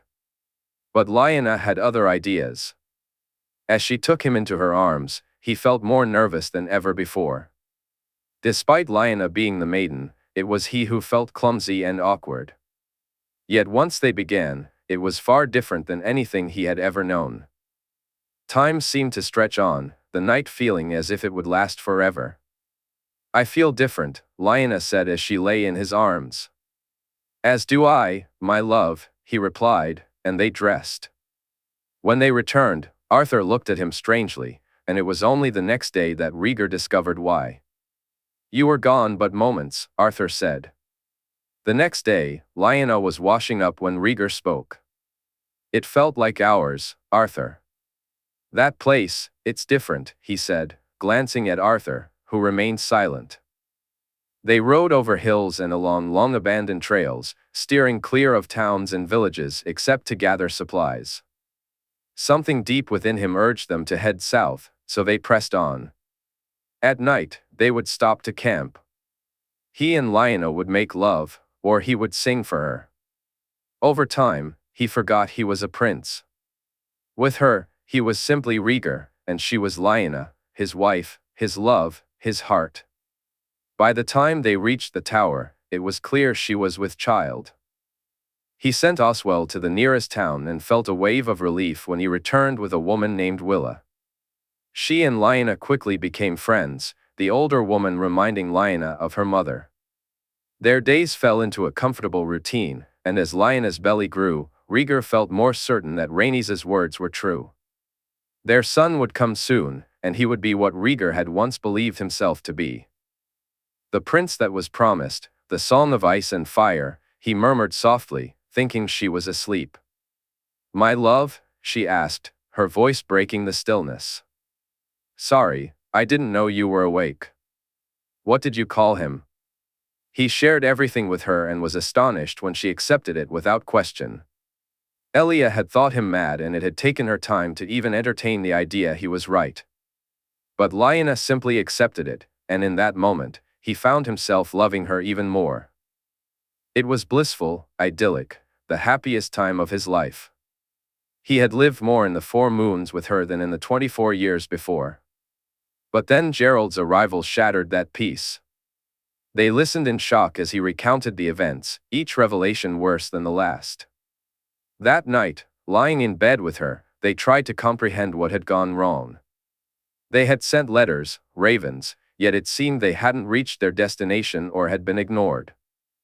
Although both of them understood what needed to be done, neither wanted to speak of it. "Jaehaerys," he said with a smile, gently rubbing her stomach. "Our son," she replied, placing her hand beside his. "With your eyes," he added. "Your hair," she said, and he shook his head. "I prefer yours," he responded, making her smile. "The prince that was promised to us, my love, our son," she said, and he kissed her softly. As she drifted off to sleep, he began to write letters, the notices of birth, one for Jaehaerys and one for Visenya. He knew he was having a son, a boy, a prince, but he felt an unshakable need to have both letters prepared, even if he couldn't quite understand why. He considered writing a personal note for his son, a message to convey his feelings, but found himself unable to do so. Instead, he placed the letters inside a chest alongside the egg and the sword, his son's birthright. He closed his eyes and knelt down to pray.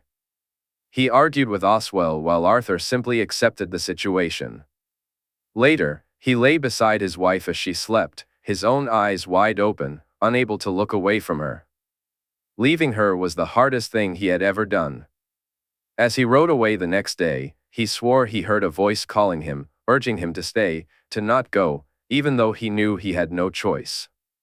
The Trident, 283 AC, Robert Baratheon. His scouts had been right, the dragon spawn was here, and he looked forward to facing him, to seeing him fall. They had the momentum, the advantage, and once he dealt with Rhaegar, he would handle the others too. Jon was right, they had to die, and they needed to get there before they could escape. Rhaegar was first, and he would see him dead by morning. He bent the girl over the table, taking her from behind. Her dark hair and his drunken state made him believe it was Lyanna until the moment he spent himself. As soon as she turned around, the illusion shattered. He was relieved he had taken her this way and not the other. Once she left, he sat down on the bed and reached for the chest, pulling it out and gazing at it once more. Robert, I write this. I hope you understand that it's time for you to move on and find happiness with someone who truly loves you for who you are, someone you can love in return. My heart belongs to another, Robert, and by now, I think you know who that is. It wasn't planned, it was never meant to hurt you in any way. It just happened. Rhaegar and I have married, and we're happy together. I genuinely wish the same for you. Forget about me and live your life. Be who you are, not who others expect you to be. That's all I've ever wanted for myself, to be Lyanna, not Lyanna Stark. And now, more than anything, I am happy and content to be someone I never thought I could be. Goodbye, Robert. Lyanna Targaryen. Robert? Ned called out, and he quickly tucked the letter back into its chest. Ned, in here, he shouted back, once he had stashed it under the bed. Robert, about the battle tomorrow, we need to take him alive, Ned said, and Robert nodded. If we can, Ned, then we will. For Lyanna, Ned added, looking at him earnestly. For Lyanna, Robert echoed, seeing his friend's smile in response. Ned's armor glistened in the sunlight, the ruby sparkling as he moved, but all Robert could see was the smiling face of Lyanna. He could only picture her laughing at him, and soon the laughter filled the room, Aerys, Rhaella, Elia, all of them. Dragon spawn. He shouted as he advanced, swinging his hammer. Prepare to die, dragon spawn. He roared. King's Landing, 297 AC, Jaehaerys Targaryen. He closed his eyes, and the glass candles flickered out. Picking them up, he carried them to the chest and placed them inside. As he walked from the room, he nodded to Arthur and Walder to follow him. With Ghost at his side, he headed to the stables. They quickly saddled Winter, Star, and Rivers. All three mounted and rode out from the manse, moving slowly through the streets. He resisted the urge to look at the Red Keep each time it came into view. When they reached the gates, it cost him 2 silver stags to be allowed to leave. Once outside, he let Winter run free, with Ghost racing beside him as they left the others behind. In the distance, he spotted the Kingswood, and soon they were riding through its lush expanse. After riding a decent distance in, he stopped and dismounted, leading Winter to a small stream to let her drink. He waited for Walder and Arthur to catch up, while Ghost went about his work. Jon. Arthur called as he arrived, quickly jumping off Star. Jay just shook his head and began to pace. Kneeling down, he closed his eyes and searched for the door, with Ghost ready for him as always. Together, they moved quickly, Jay guiding him while Ghost's instincts took them where they needed to go.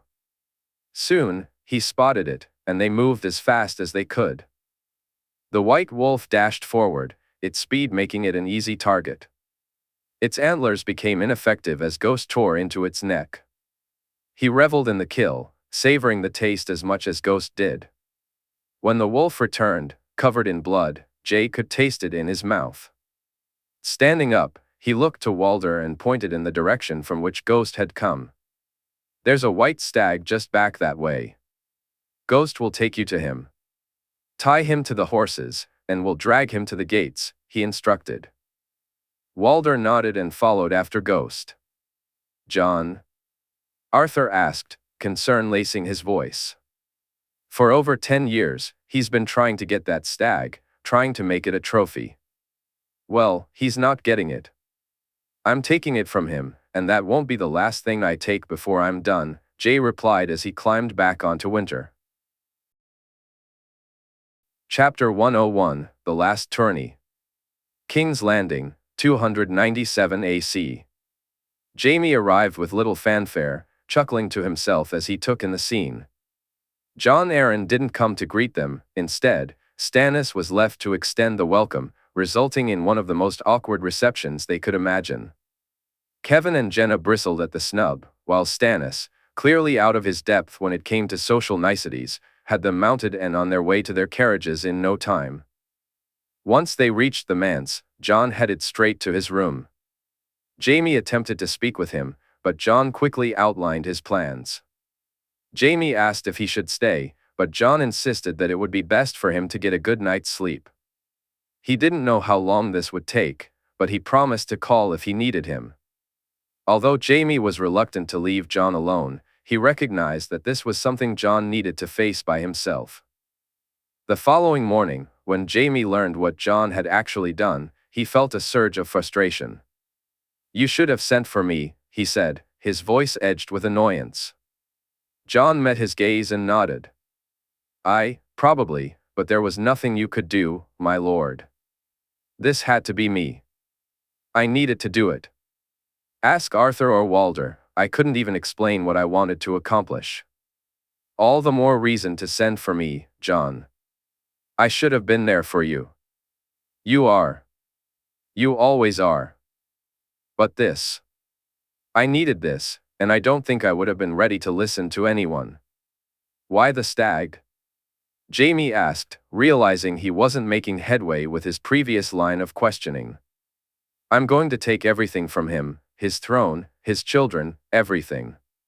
His children? Jaime echoed, his concern evident.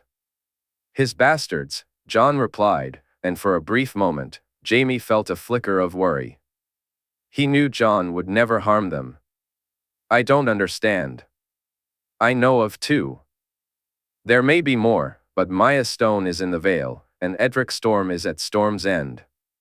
I might not be able to reach them, but there are bound to be others here in King's Landing. I'm going to take them and give them the life he didn't, a better life, a good life. He just won't know it, Jon said, and Jaime shook his head. What did you see, Jon? He asked, concern edging his voice. The truth. What he did, what he knew, what he felt, I saw it all. Death is too good for him, and taking his life is the last thing I'll do. Jon.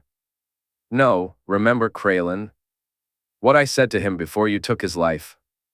I remember. Robert took everything from me. His jealousy couldn't allow him to accept that my mother loved another. So before he dies, he's going to think I've taken everything from him, Jon declared as he walked away, with Walder and Jorah following closely behind. Jaime wanted to call a meeting to discuss the situation, but instead, he simply asked Arthur to join him in his solar. Soon, he discovered that his brother shared his concerns about Jon's dangerous path, though for different reasons. I don't want him to risk so much, Arthur said. Risk? Jaime questioned. Last night, he seemed to revel in the idea of taking something from Robert, more than the act of actually doing it. I don't want that to be his focus. I don't want him to take anything, Arthur. The throne, yes, but the other things? He wants Robert to suffer, to feel as he does, and he can't, he won't, Jaime replied, his voice firm. He needs that intensity, Jaime. I swear, if you had seen him last night, if you faced that Jon with a sword in his hands, gods, I don't know, Arthur said, shaking his head. We need to get through to him. We have to speak to him, he insisted, and Arthur smiled. Margaery. We can talk to her and Olenna when they arrive. Keep an eye on him until then, Arthur. Don't let him out of your sight, Jaime urged, and Arthur stood, nodding in agreement. He saw them, Jaime. He saw them both and how happy they were, seeing Robert. We'll be with him, Arthur. I'll make sure of it. Speak to the others, he said before making his way to his room. Inside, he found Dacey, Joy, and Joanna gathered around. His daughter was laughing while Joy fed her strawberries. Jaime stood there, watching them with a smile on his face, but that smile faded when Dacey glanced in his direction. He moved to sit beside his wife, enjoying the sight of the two girls playing together. Strawbelly Joanna, he teased. Sawbelly. Joanna replied happily, clapping her hands, while Joy giggled and handed her another strawberry. "Everything well?" Dacey asked. He nodded, not wanting to spoil the moment. Given their warm welcome, they didn't need to present themselves to the king until tomorrow, which suited him just fine. That night, their meal was quiet, but Jon appeared in a better mood, laughing with Joy, Martin, and Willem, while sharing details about what to expect in the upcoming duels with Tywin and Walder. Jaime noticed how closely Arthur was watching Jon, and soon Dacey caught on too. "What's wrong?" she asked. He shrugged, saying they'd talk later. Once Joanna was asleep and they lay in bed, Jaime shared everything that had happened, doing his best to explain things he struggled to understand. "He was able to see it all?" Dacey asked. "I think it was more than that. He said he felt it, felt what Robert felt," Jaime replied. "How? Is that even possible?" "Given what he did later, I'd say so. But he didn't seem upset, Jaime. At dinner, he seemed like himself." He did. Still, I worry. The way he spoke, it was. He was. Arthur is right. Speak to Olenna and Margaery. If anyone can help him, it's his wife," Dacey said with a chuckle. I will. "I'm sorry for bringing it up," Jaime said, leaning over to kiss her. "I'm your wife, it's my job to help you," she replied, wrapping her arms around him. The next morning, sparring with Jon felt different. He was talkative, and Jaime had never been more focused than he was now.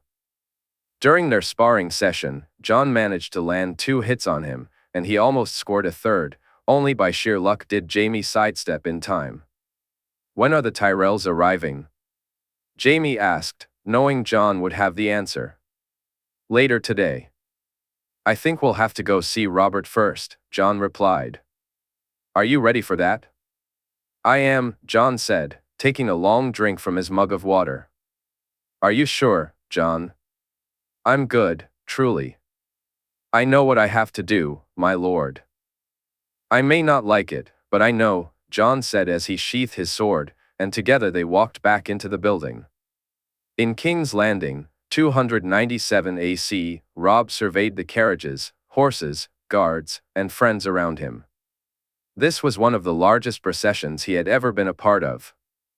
Lord Wyman always traveled with a decent entourage, and when they had returned to White Harbor after the tournament at High Garden, they had been joined by the Lords of the Vale.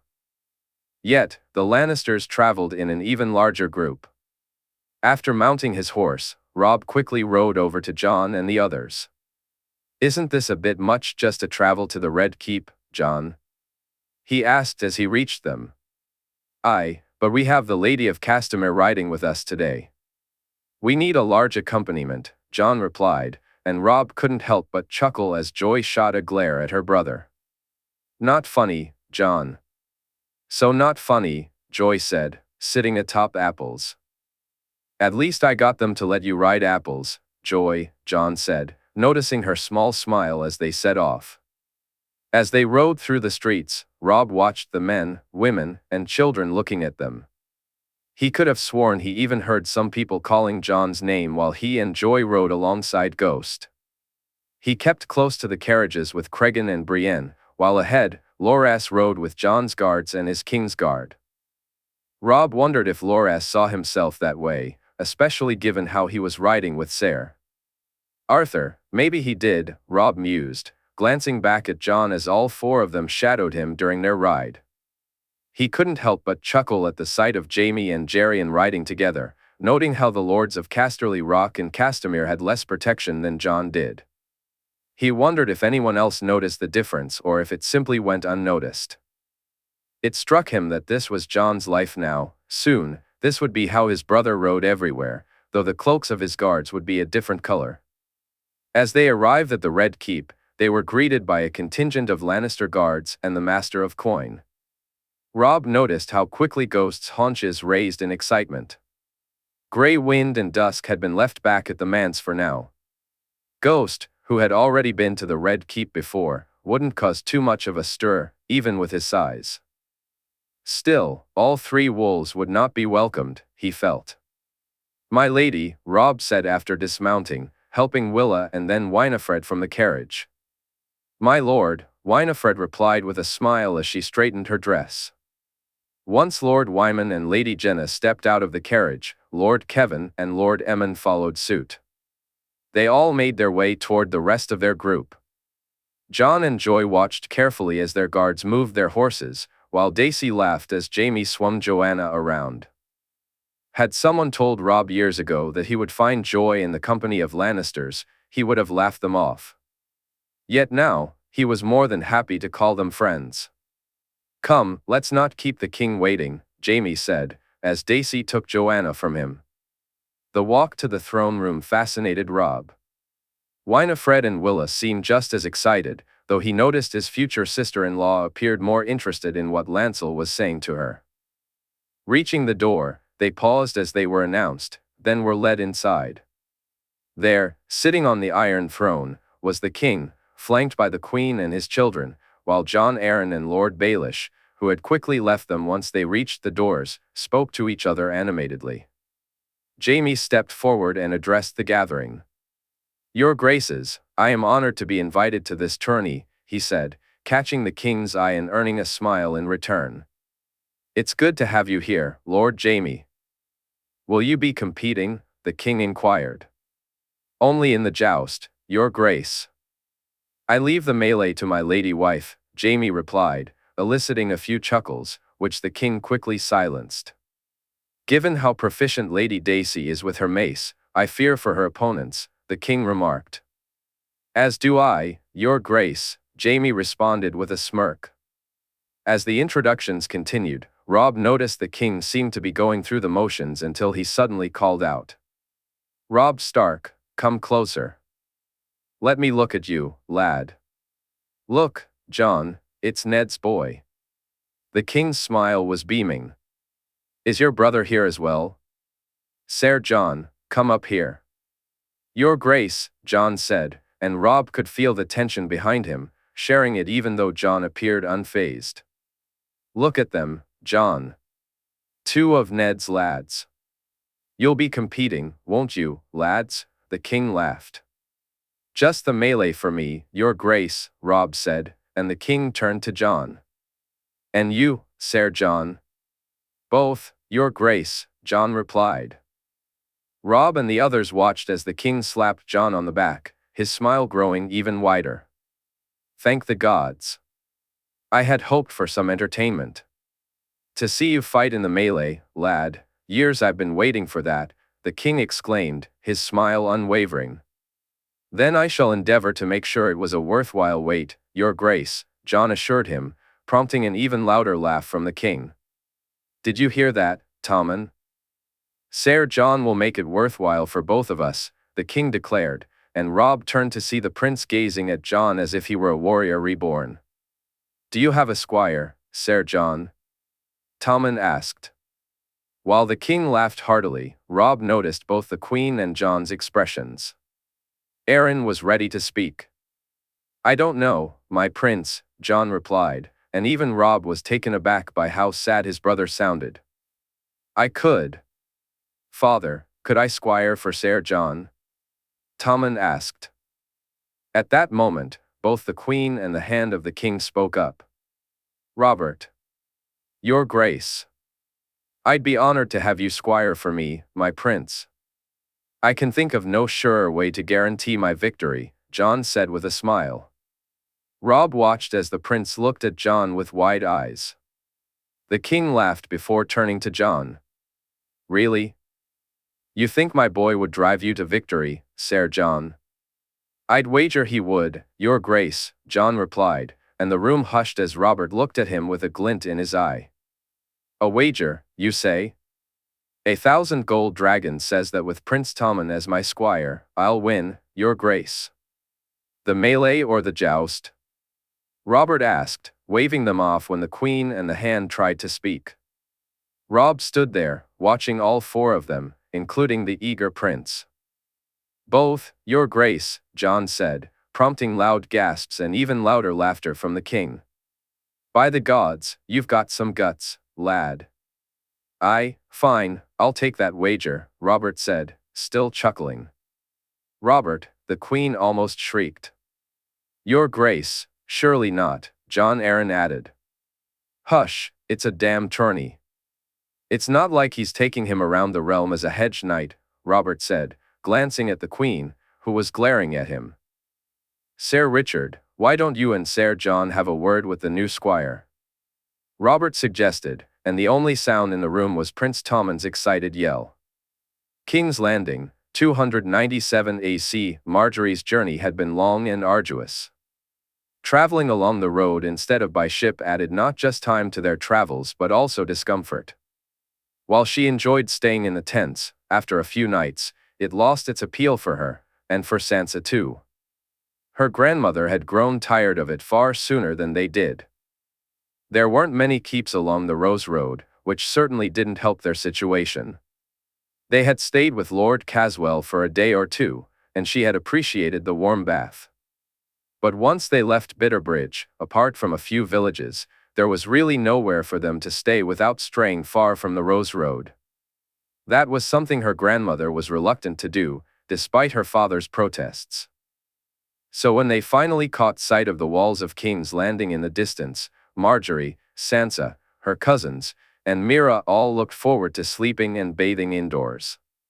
For Margaery and Sansa, there was also the excitement of knowing they would see Jon again, and Margaery felt an eager anticipation to be with her husband once more.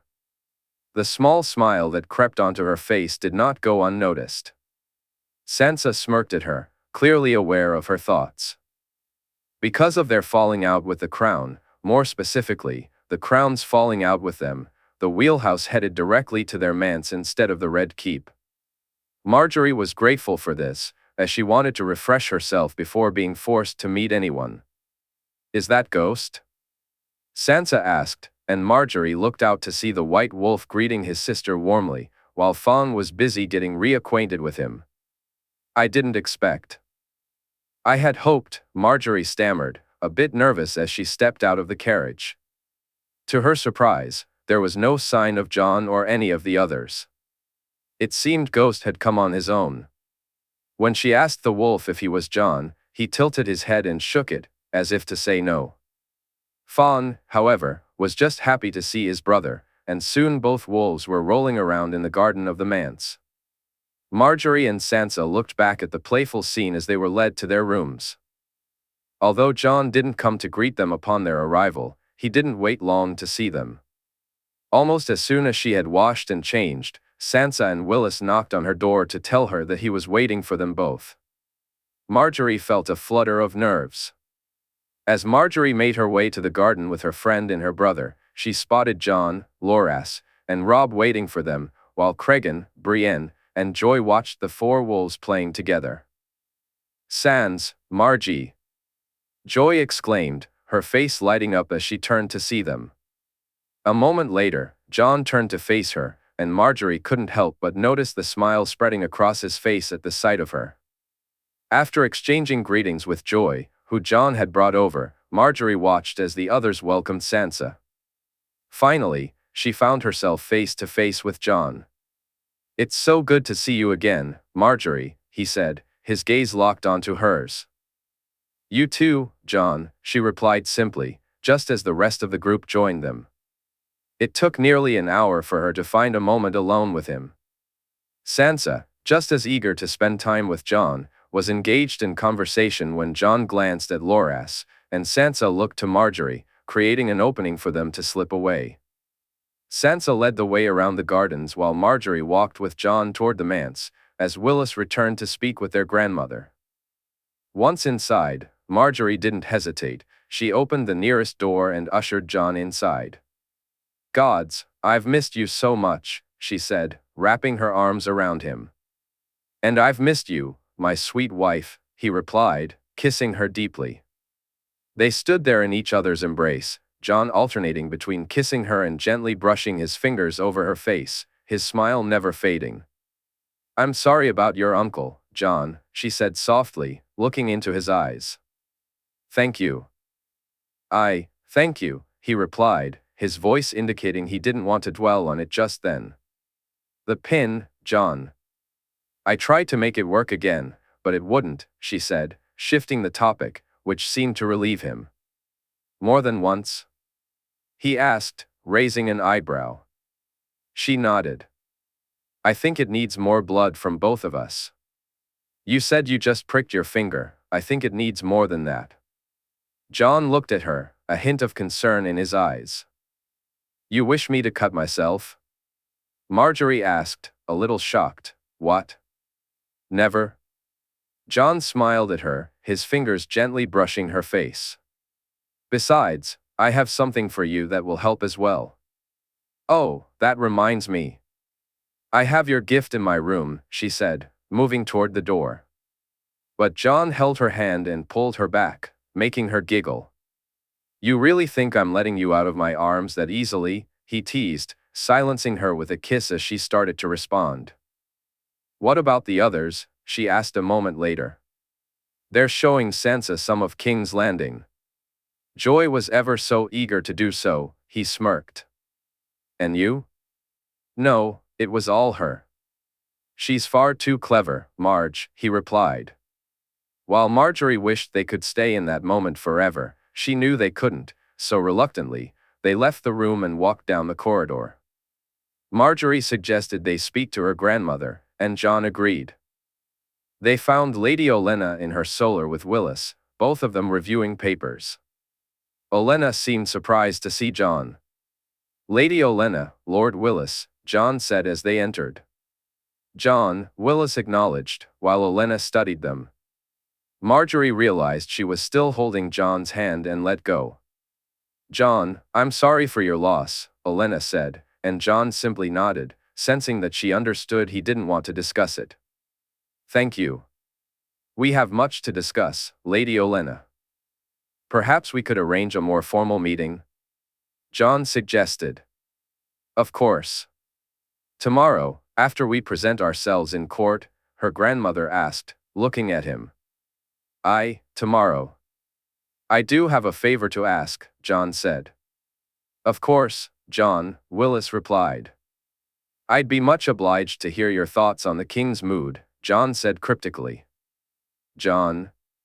Olenna inquired.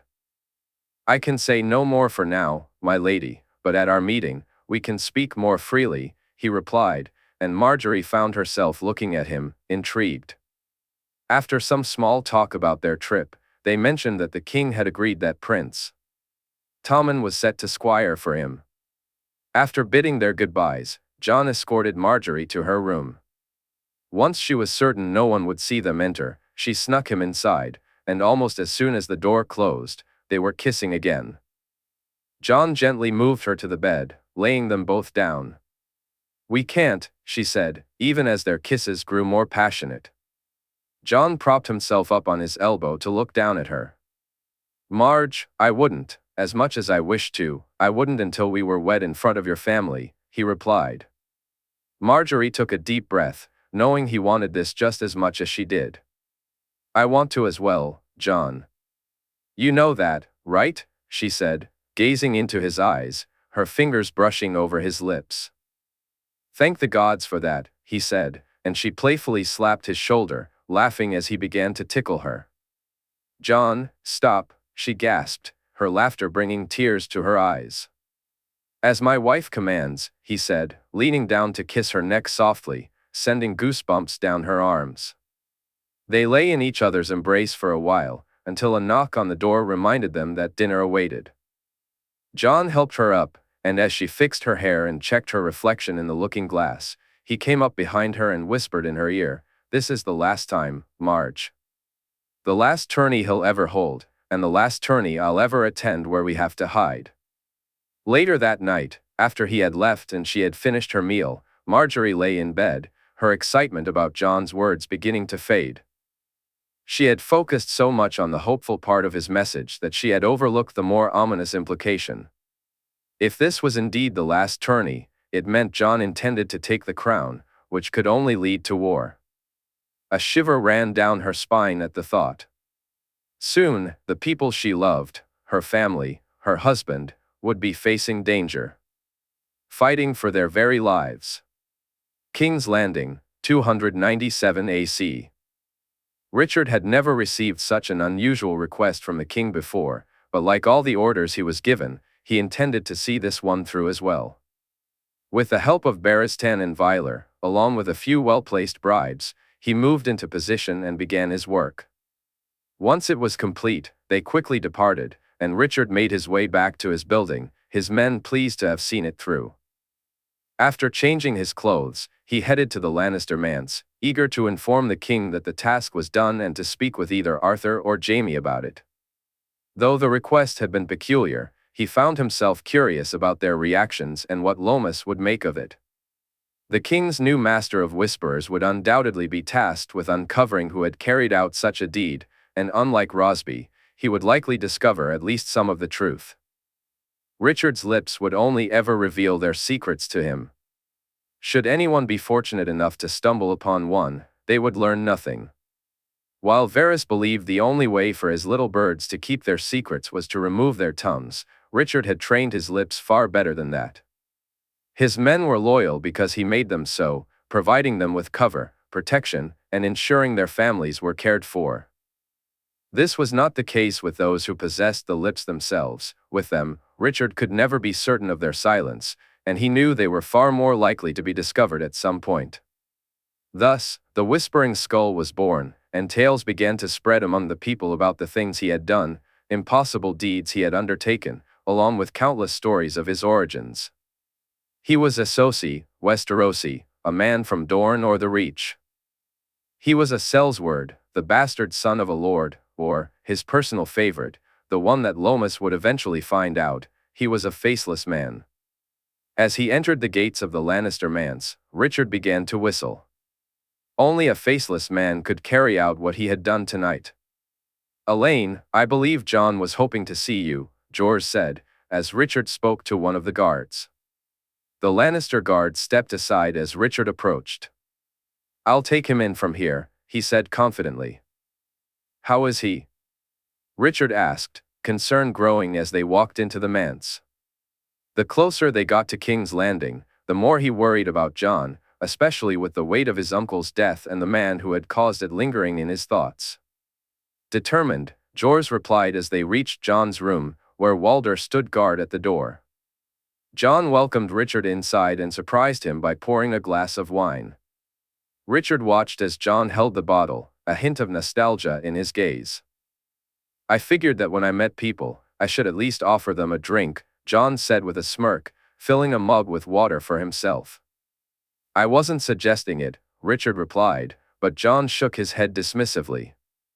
"I know, but it's best to put your worries at bay," Jon said as they settled into their seats. "It's done." It's done." "Are you sure about this?" Richard asked. "I want him mad, Richard." "Angry," Jon stated firmly. "Why?" Richard inquired, curious about Jon's motivation. "I saw Harrenhal. I saw it all, felt it, almost lived it." "It's hard to explain," Jon replied, looking down at his mug. "What did you see?" Richard pressed, and Jon shared everything, even mentioning his drinking contest and the search for the Knight of the Laughing Tree with Robert. The search, Jon. Had I known who the knight was, I'd have never." Richard began, but Jon interrupted. "I know, Richard. You and Robert were friends?" "Not exactly. He was fun to be around, Jon, charming and always looking to enjoy himself. We were young men, and we liked to have a good time too." "And now?" Jon asked, searching Richard's eyes for answers. "Were it only what happened at the Trident, then I'd wish to see him lose his head. But what he did in the throne room, what he said, no, they deserved better than that." Richard drained his glass, feeling relieved when Jon refilled it. "I have another strange request for you, Richard." "Will you see it done?" Jon asked, his tone serious. "Ask me anything, my king," Richard replied, determination in his voice. "Robert's bastards. I want to know how many there are, where they are. I want them taken from here and Given a better life elsewhere, can it be done? I know of two, Maya Stone and Edric Storm. Are there more? Richard asked, even though he was aware of at least 6 others. The blacksmith's apprentice, I believe he's one, Jon replied, and Richard looked at him in surprise. How do you know, Jon? I met the lad a few years ago. He made my shield and fitted me for my armor for the honor joust. Ever since I decided on this path, I've been trying to picture them, and he came to mind. I'll find them, Jon. All of them. Thank you, Richard, Jon said with a soft smile. After discussing other matters, including arranging a meeting with some loyalists and Jon urging Richard to keep an eye on a few others, without revealing too much just yet, Richard left the room. He went in search of Jaime or Arthur, finding them together in Jaime's solar. You know? He asked, noticing Jaime nod. The stag is one thing, but the bastards are another, Jaime replied. He's right to do this, Jaime. To find them all and move them from here, Richard said, and both Jaime and Arthur turned to him. Why? Aside from what it will do to Jon Arryn and to Robert when he finds out, it's best we know about them all. Richard's tone was a little too ominous for Jaime. You don't mean to, you can't, Jaime said, horrified. What? Gods no, I wasn't speaking of harming them. I wouldn't, and he wouldn't allow us to do that, Richard insisted, and Arthur nodded in agreement. Then what? Jaime pressed. We need to control them, Jaime. Where they grow up, what they know. We need to have them under our influence, otherwise, we might have to see them dead. Richard glanced at Jaime, who looked at Arthur, who nodded once again. I'm worried he's getting reckless. What he did in the throne room, what he promised, the stag, and now this, Jaime said. He's not. We won't allow him to be reckless. But he's focused, Jaime, more so than I've ever seen anyone. The throne room was in.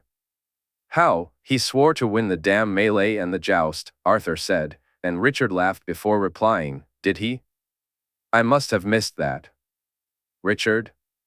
Jaime asked, clearly confused. He got the king to give him Tommen as his squire, and he did it in such a way that the queen and the hand are furious. Guess who was just appointed as Tommen's sworn shield? Ser Barristan, Arthur said with a smirk. But he wagered he'd win, Jaime pointed out. Richard chuckled. He may very well, but whether he does or doesn't matter. He secured the prince as his squire, and he won't be going back to the Rock without him. As Richard left the manse, he began to prepare for the work ahead. Finding the bastards wouldn't be a problem, he knew at least half of them, or at least he hoped it was half. Getting them out of King's Landing and into a better life would be slightly more challenging, and he would need the help of loyalist houses for that. As he gazed at the Red Keep in the distance, he smirked, wondering what tomorrow would bring. King's Landing, 297 AC, Olenna stood in line, ready to walk into the throne room and meet with the king and queen. She was eager to gauge the king's mood and to understand why Jon had emphasized the importance of this meeting. She didn't have to wait long. They were introduced and entered to find the king drunk and in a foul mood, while the queen glared at him, and the crown prince stared at her granddaughter. Your Graces, we are honored you've invited us to this tourney, Mace said with a smile, though Olenna didn't like the way he looked at the crown prince. Indeed, it's good to have you here, Lord Tyrell, the queen replied, her voice far friendlier than Olenna had expected. However, the king's snort beside her revealed what he thought of their attendance. I look forward to the tourney, Your Grace. Will there be a hunt this year? Mace asked the king, and Olenna thought.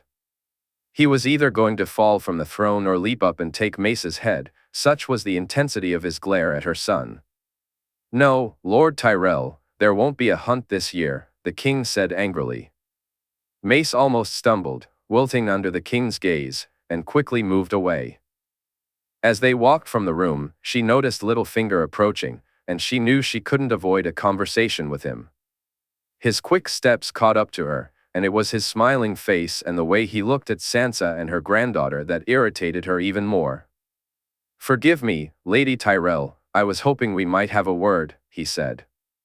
She wasn't sure what annoyed her most, his eyes that seemed to take everything in, the false smile on his face, or the smell of mint. "Of course, my lord. Willis, why don't you escort Sansa and your sister back to the manse?" "Of course, grandmother," her grandson replied, leaving her with left, right, and little finger. As they walked to his office, he made small talk about the cost of the tournament, how people were looking forward to the events, and how Joffrey wished to speak with Margaery. Each word only added to her annoyance by the time they reached his office, and she was eager to escape him as quickly as possible. He offered her wine and cheese when they arrived, and she accepted more out of courtesy than desire. "Forgive his grace, my lady, it seems someone decided to play a prank this morning," Littlefinger said. "He's upset over a prank? Have you heard of the white stag, my lady? The prize his grace has been seeking for years?" "I have." "Well, not only has someone else bagged the prize for themselves, but they also saw fit to place its head on a pike on Traitor's Walk, in place of the head that was there." He glanced at her, searching for any reaction. "Who's there?" "Prince Viserys," he replied, and she almost burst out laughing. "No wonder he was so upset," she said, and Littlefinger nodded in agreement. "My lady, I wish to speak with you about the Crown Prince. As you know, he's recently stayed with his uncle on Dragonstone.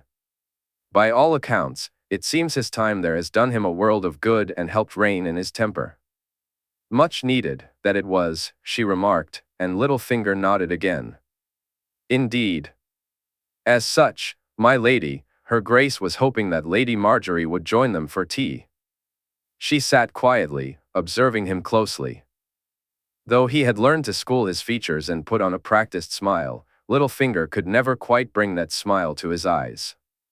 The truth of his thoughts was always clear there. Right now, he looked at her calculatingly, almost willing her to refuse him. She knew she could not. "Very well, my lord, if you'll make the arrangements," she said, returning his smile with her own practiced one.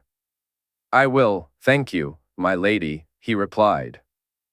She had no desire to linger, and thankfully, neither did he, now that he had what he sought from her. Bidding him goodbye, she walked out of his office and made her way from the keep, almost bumping into the fattest man she had ever seen. "Forgive me, my lady," the fat man said. "I will if you look where you're going next time," she replied, and the man smiled as he looked at her. "You must be Lady Olenna," he said, studying her. "Must I now? And you are?" "Illyrio Mopatus, my lady." "It's a pleasure to meet you." She took another look at him and cursed herself for not recognizing him sooner. Had her mind been elsewhere, she would have known this was the fat magister, and their introduction would have been much more pleasant. But there was no going back now, and it seemed the man expected her to be just as people said. "I've heard a lot about you, Magister.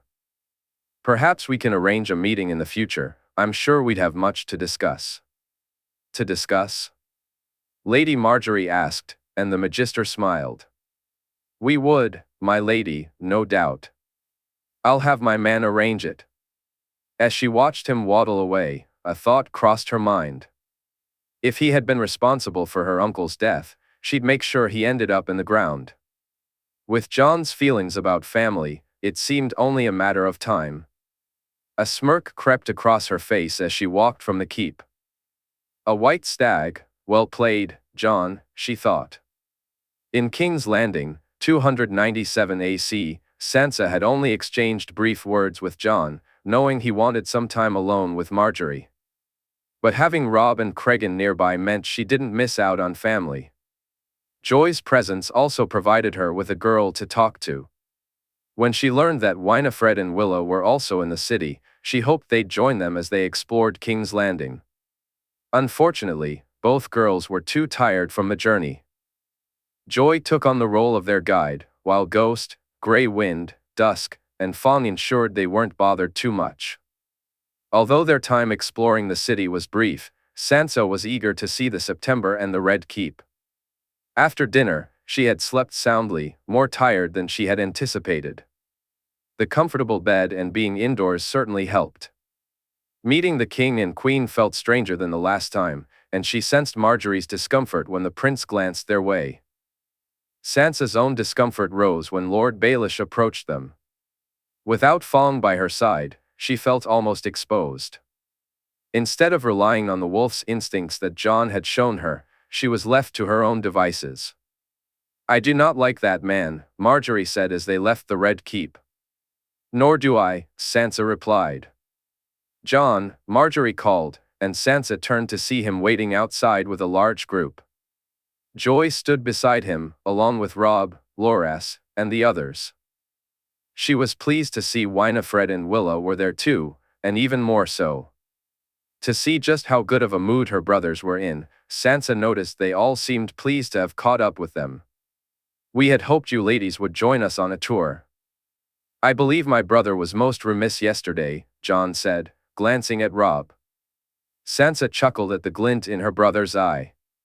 "You said you'd show us," Robb replied, feigning offense. "I did? Really, that doesn't sound like me." "Did I say that, Joy?" Jon asked, and Sansa along with Margaery giggled when Joy shook her head. Robb leaned forward, annoyed, until Winifred whispered in his ear, prompting him to look deviously at Jon. "Ladies," Jon said, offering his arm to both of them. Joy quickly did the same for Cregan. Soon, they were all walking toward the stalls, and Sansa could see how excited Joy became when they spotted the candies. Thankfully, Jon's purse stretched far enough to cover treats for all of them, which Sansa appreciated since she realized she hadn't brought her own. As they walked, Jon made a much bigger show of things than Robb did, filling in bits of history along the way. It didn't surprise Sansa that most of it revolved around the Targaryens. He spoke of the Maiden Vault as they sat and looked back at the Red Keep, recounting how Baelor had confined his sisters there and how foolish he had been. This revelation surprised her but delighted both Joy and Margaery. He continued with tales of the September of Baelor and finally the Dragon Pit, and Sansa was glad to see that all of them seemed to know about his dragons.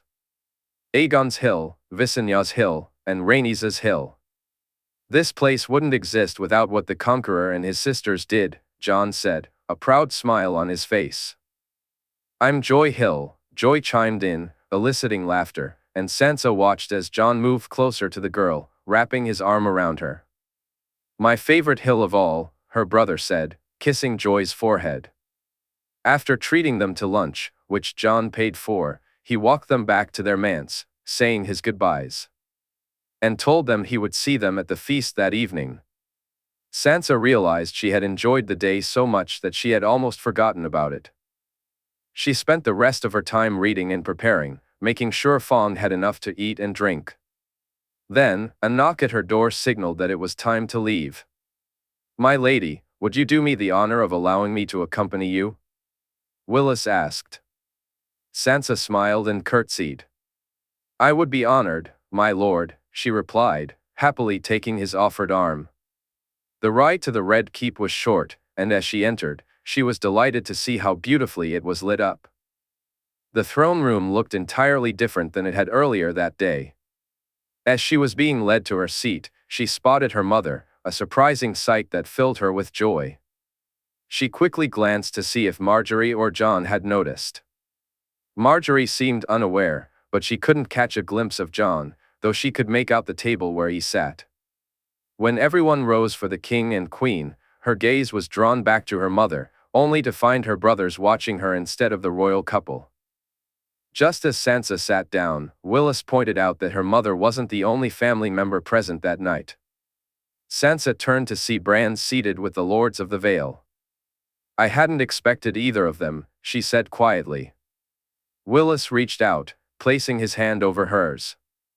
"You don't need to speak to your mother if you don't wish to, Sansa. However, I'm here for you if you need someone to talk to," he offered, and she smiled, grateful for the support. As she walked back from the privy, she spotted him, his guard behind him. She felt foolish for not bringing one of her own. Joffrey smiled when he saw her, a smile she cared little for, especially as he approached her. "My lady, you should not be walking alone. The Red Keep may be well guarded, but a lady such as yourself could tempt a man into mischief," he said, his tone dripping with condescension. "Foolish," Joffrey said, and Sansa felt the urge to respond sharply. "Indeed, though a foolish man may find he's met his match, my prince," she replied, her voice laced with anger. She watched as his scowl deepened almost immediately. "Would they, I wonder?" Joffrey moved a little closer.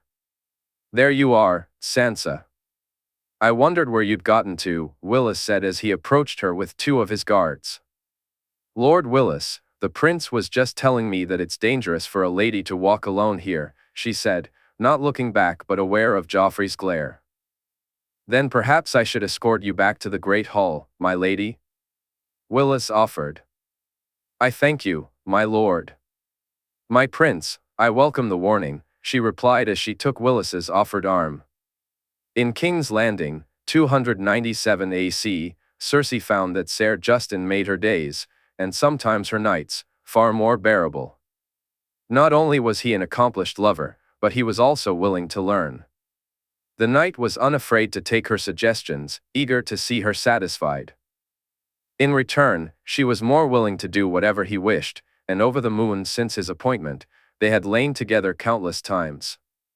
She had even become pregnant, though the moon tea had taken care of that, as she had no desire for another child, at least, not unless it was with the man she had always wanted one with. Seeing him in the throne room had been difficult, especially as he smiled with that northern girl, speaking to their child. Her anger rose with every passing moment. But it was the bastard who truly ignited her fury. How he had managed to get her son to be his squire was beyond her. "You cannot mean to do this, not with a bastard, Robert. Ned's bastard and a fine knight. It's what Tommen himself asked for, and it's only for the damn tourney." "I'll not have it, Robert," she said, her voice sharp with anger. "You will. I've given my word, and we've wagered. I won't go back on that, not for you. I want him to be protected," she said angrily. "Ned's lad would never see him harmed," he almost shouted back. "Ser Barristan. I want Ser Barristan to be his guard. If he's to be with a bastard, then I won't bear the shame of it without that," she insisted. "Very well," he replied, turning to walk away. Though she had gotten her way, it didn't feel like a victory. As she watched Tommen speak to Jon Snow, her anger flared up once more. She tried to shake the image from her mind, the smile on Jon's face and the way his eyes sparkled when he laughed. She observed him fixing his hair, the tie almost slipping loose, and an unexpected desire surged within her. She wished to rip that tie from him, toss it aside, and run her fingers through his dark hair. Grabbing a glass of wine, she downed it quickly, shaking her head in confusion. Why was she feeling this strange tingle in her stomach when she thought of Jon Snow? She glanced at the head of the table and saw her brother, her twin, her other half. The tingle intensified, and she found herself watching him throughout the evening, smiling when he walked out of the hall alone. "Ser Justin, I must be excused." "Could you walk with me?" she said, noticing the knight's smile in response. She quickly made her way to the privy where her brother had gone, ensuring the hall was clear. Grabbing Ser Justin, she pushed him against the door and kissed him hungrily. When she heard Jaime's footsteps approaching, she moved back to the opposite wall and beckoned her knight to her. Like an obedient dog, he came to her, and soon they were kissing again, Cersei gripping his backside and pulling him closer. "Jaime," she said, startled when she saw him open the door. Ser Justin looked from her to her brother, shock written across his face. "Your Grace, Ser Justin," Jaime said, and Cersei watched in stunned silence as he simply walked away, heading back to the Great Hall. Anger surged within her as she glanced at Ser Justin. He remained silent, refusing to meet her gaze. Driven by a desperate need to soothe the pain in her heart and the ache between her legs, she pulled him into the privy. "Fuck me. Fuck me hard, she urged, and the knight didn't hesitate to oblige. King's Landing, 297 AC, Illyrio Mopatus. The king was in a rage, and neither the hand, the master of coin, nor the queen could calm him. The only one who dared to speak was the master of whisperers, who promised to uncover the source of the king's fury. Illyrio couldn't tell whether it was the loss of Viserys' head or the white stag that had replaced it that fueled the king's wrath. Later, Jon Arryn would inform him that the king had spent years trying to claim that stag as a trophy. As he surveyed the room, Illyrio was glad he had chosen to stay for this tournament. The chance to see many of the realm's key players was too enticing to resist. His brief encounter with the Queen of Thorns confirmed everything Varys had said about her, and he looked forward to more conversations with her in the near future. He glanced toward the table where she sat and smiled at her granddaughter. The girl would make Aegon a worthy bride when the time was right. Yet, it wasn't the roses that occupied his thoughts that night. Instead, his attention shifted to the Lannisters. Given their ties to the north, he was uncertain which side they would choose in a conflict. There was a noticeable disconnect between them and the crown, one that he intended to exploit. His gaze fell on Jon Snow, the bastard who had risen so high and was the reason for the burgeoning friendship between the North and the Lannisters. As the dances began, he was surprised to see Jon dancing with the Rose of Highgarden. As Robert pointed out from beside him, the lad's sister was fostered there. But Jon was not limited to just her, he danced with others as well, showing that he was merely being courteous. Still, no bastard could ever match a trueborn. "Ask Lord Jaime if I can speak with him," he instructed one of his guards. He didn't have to wait long for a response. The guard returned shortly, informing him that Lord Jaime wanted to meet on the balcony. Illyrio and his guards arrived first, surprised to see Lord Jaime accompanied by Jon Snow, along with their own guard standing at the door. "Lord Jaime, a pleasure," Illyrio greeted, taking in the sight of the lion and the bastard standing beside him. "Magister Illyrio, my former squire, Ser Jon, knows far more about our business interests than I do, so I asked him to join us," Lord Jaime explained. Illyrio nodded. "As I've heard, it's good to meet you, Ser Jon," he said, smiling broadly. "You too, Magister." "I've heard a lot about you," Jon replied. "Good things, I hope." Illyrio laughed, but neither of them joined in. "Many things," Jon said after a brief pause. "Your work in Essos is impressive, Lord Jaime. For a Westerosi to achieve such success is unheard of." "We've been most fortunate, Magister," Lord Jaime replied. "To that end, I'd like to offer you a proposition, a way to increase that trade," Illyrio suggested. "And what would that be?" Lord Jaime inquired. "As you may have heard, I have many contacts in Essos, trading partners and routes. I'd be willing to grant you access to those partners for a price," he said, his smile broadening. "Why would we be interested, Magister?" Jon asked, studying him. "I can help you expand, Ser Jon," Illyrio said, his eyes narrowing as the young man's gaze sharpened. "Perhaps. I'm sure you could draft a proposal, Magister, one from which we could both benefit," Jon replied, a genuine smile breaking across his face. Illyrio fought the urge to laugh. "Indeed.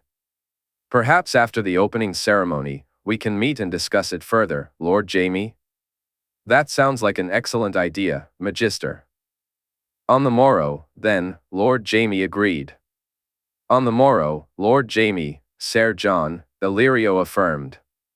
"Magister," Jon acknowledged as Illyrio nodded in response.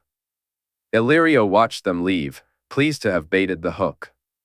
He knew he couldn't truly get into business with them. Jon Arryn would never trust him, even if he pretended to lead them astray.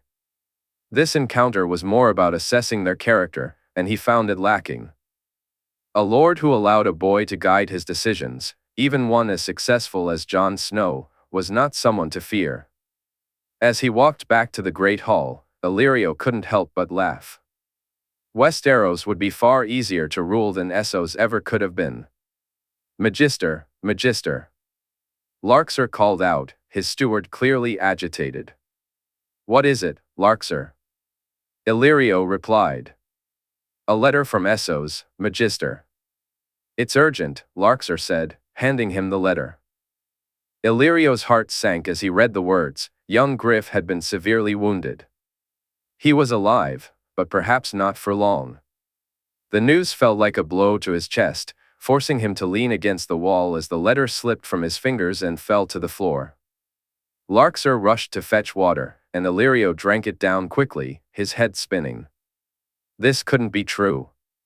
His son had to live, he had to. "Larxer, prepare the ship. Make it ready to sail immediately." "Magister?" "Immediately," he shouted, urgency flooding his voice. He moved with his guards to his carriage, and they rode from the keep to the largest of his buildings. Illyrio waited impatiently until the ship was ready. His men were efficient, and within an hour, they had set sail. In 2 hours, he would be traveling to Essos, eager to see his son and exact revenge on those responsible for his injuries. Aegon will live, he thought as he sat and ate, determination fueling him. Aegon must live. In King's Landing, 297 AC, Jaehaerys Targaryen felt the weight of their judgment. He knew how they felt about his actions, and no matter how hard he tried, he couldn't find the words to explain why they were wrong. Yes, he was angry and reckless, but sometimes, that was necessary. He recognized the pettiness of his actions against the stag, but he also understood how Robert would react. Taking it from him would. Jaehaerys raged, his fury ignited just like the glass candles he had witnessed before. The king was just a boy, never having truly grown up. Even his foster father believed that, and everything Jon had observed confirmed it. Whether it was the way he looked at him or the memories of his past, it was evident. Jay felt it was his right to reclaim what he believed belonged to him, and he was determined to take it all. As he knelt down and placed the head in the chest, he closed his eyes and whispered a small prayer. In time, he would recover the rest of the body and give his uncle the funeral he deserved as a prince of House Targaryen. For now, this would have to suffice. He had warged into the mouse and watched as Robert spluttered and shouted, ranting and threatening to kill them all. The man who despised dragons sounded far too much like his grandfather, a fact that unsettled Jon. Throughout the day, Robert's frustration had shifted to the stag, and when he discovered the truth about his bastard, Jon knew the moment had come. He had considered hoisting the three-headed dragon flag instead of the stag's head, a bold statement of who had taken what rightfully belonged to him. But this wasn't the time for such a display, it was better to keep his distance for now. Nodding to Arthur as he left the room, they made their way to the Street of Steel and entered Tobo Mott's shop. Ser Jon, the Corrick smith, greeted him as he stepped inside. "Master Mott, you know of me?" Jon asked. "I keep an eye on everyone for whom I've made armor, Ser Jon. When Lord Jaime mentioned your intent, I became even more curious," Mott replied, a knowing smile on his face. Jon smiled back. "Is your apprentice here, Master Mott?" The smith nodded and called out, "Gendry, come here, lad." Jon turned to see Gendry emerge from the back. Any doubts he might have had vanished at that moment. The boy's dark hair and blue eyes were striking, but it was his size and muscle tone that truly marked him as special. As Jon looked at Gendry, he couldn't help but notice how much the boy reminded him of Renly, rather than Robert. It was impossible for him to be his father, though. "Ser Jon," Gendry said with a smile. "Do you remember me, Gendry?" Jon asked. I do, Ser Jon." "You and your shield," Gendry replied, laughing, and Jon joined in the laughter. "Master Mott, I have a proposition for you and your apprentice, one that could be quite profitable. I'd like you both to consider it." "Of course, Ser Jon. We'll listen," Master Mott responded. Later, sitting in the crowd, Jon felt good about the day. He glanced over to see Margaery with her family, and Sansa and Robb sitting with them. Bran was with the Blackfish and his mother, and Jon tried not to look at the trout or her brother, especially after Joy had pointed them out earlier and made a face. He sat down beside Joy, who offered him a pen nut, and smiled as the king stood up to make another announcement before the day's archery began. I welcome you all to the tourney of 297 AC, a celebration marking the demise of the dragons. The last of the dragon spawn has fallen by my own hand. My lords, my ladies, I give you Viserys Targaryen, Robert declared, laughing. Jon turned to the king, then noticed Margaery and Sansa looking his way. Joy grabbed his hand, and suddenly, a loud gasp echoed through the crowd as Jon looked out toward the open field. The horse was adorned in his house's colors, a black and red caparison emblazoned with a three-headed dragon. But it was the rider that captured everyone's attention. Tied to the horse was his uncle's body, draped in crude scales and painted to resemble a dragon. It took a moment for Jon to realize Viserys was completely naked. Where his head should have been was merely a piece of wood shaped like a dragon's head. As if that weren't shocking enough, the minstrels began to play, and Jon closed his eyes as the tune of "The King Without Courage" rang out loudly. "Jon," Joy whispered, pulling him back to the moment. "How are you?" she asked softly, leaning in closer to him. "I'm well," he replied as he opened the door. The moment he did, the horse bolted, charging past men who stood in its path, racing toward the open gate. There was nothing he could do to stop this spectacle or save his uncle from such humiliation, so he had done the only thing he could: he tried to limit the damage.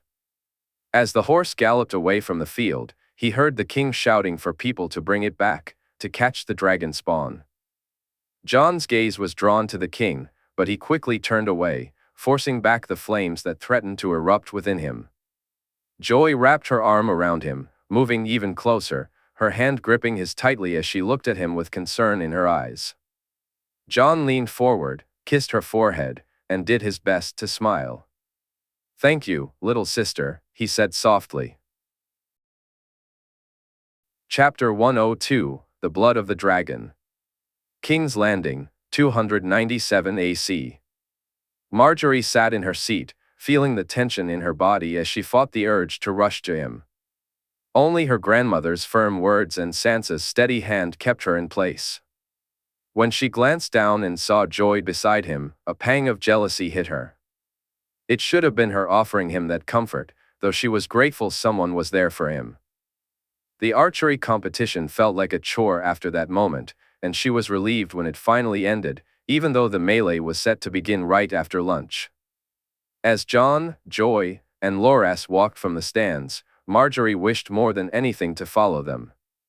The smile and nod Jon offered her and Sansa did little to ease their worries. Her grandmother intervened once again, guiding them away from where Jon had gone, leading them to lunch instead. None of them had much of an appetite. "Grandmother, shouldn't we?" Margaery asked, feeling her grandmother's reassuring hand on her shoulder. "We should, but we mustn't." "Not yet. We can speak with him later," her grandmother replied, and Margaery reluctantly accepted this. Sansa did too, which surprised her. Sansa explained that with so many people around Jon, rushing to him would only raise suspicion. On another day, Margaery would have felt proud of her friend for recognizing the political implications of their situation, but today, it only served as a reminder of why she couldn't do what she believed was right. She was not in the mood for such thoughts. It was Willis who found a solution. He suggested that wishing Jon well in the melee would be expected, especially with Loras competing too. When they arrived at the tent, Margaery was surprised to find more people than she had anticipated, yet fewer familiar faces than she expected. She had thought Joy and the Lannisters would be present, but they were nowhere to be seen, at least not yet. Instead, the tent was filled with Jon, Loras, Cregan, Brienne, and Robb, all the competitors, but no family or friends who weren't participating. Margaery wondered about the tension in the air. Moving inside the tent, she spotted Jon donning his armor, with Prince Tommen by his side as Jon explained the process to him. In the corner, Ser Barristan and Ser Arthur were deep in conversation, taking a moment to notice her and Sansa. "I came to wish you all well," Margaery said, while Sansa embraced Jon. She followed suit, wrapping her arms around Loras and whispering in his ear, "Is Jon doing okay?" Determined, Loras replied. "Prince Tommen, can you and Ser Barristan check the lists to see who I should be concerned about?"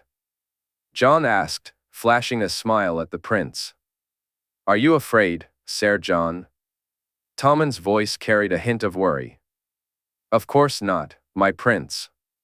I have my squire to help me, don't I?" Jon said, ruffling the boy's hair, which made him laugh as he and Barristan hurried off. No sooner had they left than Margaery rushed over and embraced Jon tightly. He gently stroked her back as she held on. "I'm well, Marge, truly. I've dealt with it," he reassured her softly. "Jon, I'm so sorry. I wish I could have been there." "I should have been," she confessed, and he pressed a kiss to her cheek, whispering in her ear, "You are." She looked into his eyes and saw him nod. "You are always," he added, his hand brushing against the favor tied to his belt. "Are you sure you should compete?" she asked, quickly realizing she wasn't the first to raise this concern. "I know people are worried about me, and I'm truly grateful for it. But I wouldn't do this if I felt I couldn't. I'd back out and make an excuse, trust me," he said, and she nodded in understanding. Cregan then informed her that the prince was returning, prompting her to speak to Loras once more. He nodded in acknowledgement. Ser Jon, the Great Jon, Small Jon, the Blackfish, Ser Rolland Storm, Anne. Tommen looked to Ser Barristan to confirm, Lady Dacey Lannister. "See, I knew my squire would take care of me." "Excellent work, my prince." "I can surely win it all now," Jon said, though she wasn't sure if he was genuinely confident or just putting on a show for Tommen's benefit. "Just stay away from Dacey's mace," Loras chimed in, and she watched as Jon squinted playfully at her brother. "I was planning to distract her with you, my friend, use you as my shield," Jon replied, wrapping his arms around Loras from behind and winking at the prince, which made Tommen giggle. "Get off me, you fool." Loras laughed as he pushed Jon away. She smiled at the scene, feeling more relaxed as they stood together, even as the Blackfish and Bran approached to speak with them. Sansa chatted with her brother while Robb and Jon conversed with the Blackfish. Lady Winifred and Lady Willa came by to wish them all well, and she felt a pang of jealousy as she watched Robb and his betrothed enjoy their time together. Jon's gaze shifted between them and her, and she noticed him touching her favor more than once. When it was time to leave, she hesitated, wanting to take him with her, to shield him from the melee and any potential harm. Instead, she watched as he hugged Sansa and whispered something in her ear, both of them glancing her way. Then he approached her, bidding her farewell with his words while his eyes seemed to convey that everything would be fine. "I thank you for the kind words, my lady. I trust you will enjoy the day," he said. She nodded, looking into his eyes. "I shall do my best, Ser Jon. I wish you good fortune." "Thank you, my lady." "It's greatly appreciated, truly," he replied, and she tried to smile back as he grinned at her, hoping her smile was sincere. As they were leaving the tent, they encountered Lady Jenna and Joy, who were coming to offer their own well wishes. Joy smiled when she saw them, but her expression quickly shifted to a frown as she moved closer. "Pen nut, Margie," the girl said, and Margaery returned a genuine smile. "Thank you, Joy," she replied, taking the offered peanut. As they walked back, once they were out of earshot, Sansa grabbed Margaery's hand and whispered in her ear, "Jon told me to tell you that all will be well. He won't take risks, and he promises he'll walk from the field unharmed. He carries a favor that has brought him nothing but luck since he received it, and today won't be any different." Margaery hugged her tightly and nodded. They took their seats and prepared for the competitors to line up. Margaery glanced toward the king, eager to see his excitement as the moment approached. Sansa squeezed her hand, and Margaery appreciated the comfort it brought, knowing that like her, Sansa only wished for the safety of those they cared about.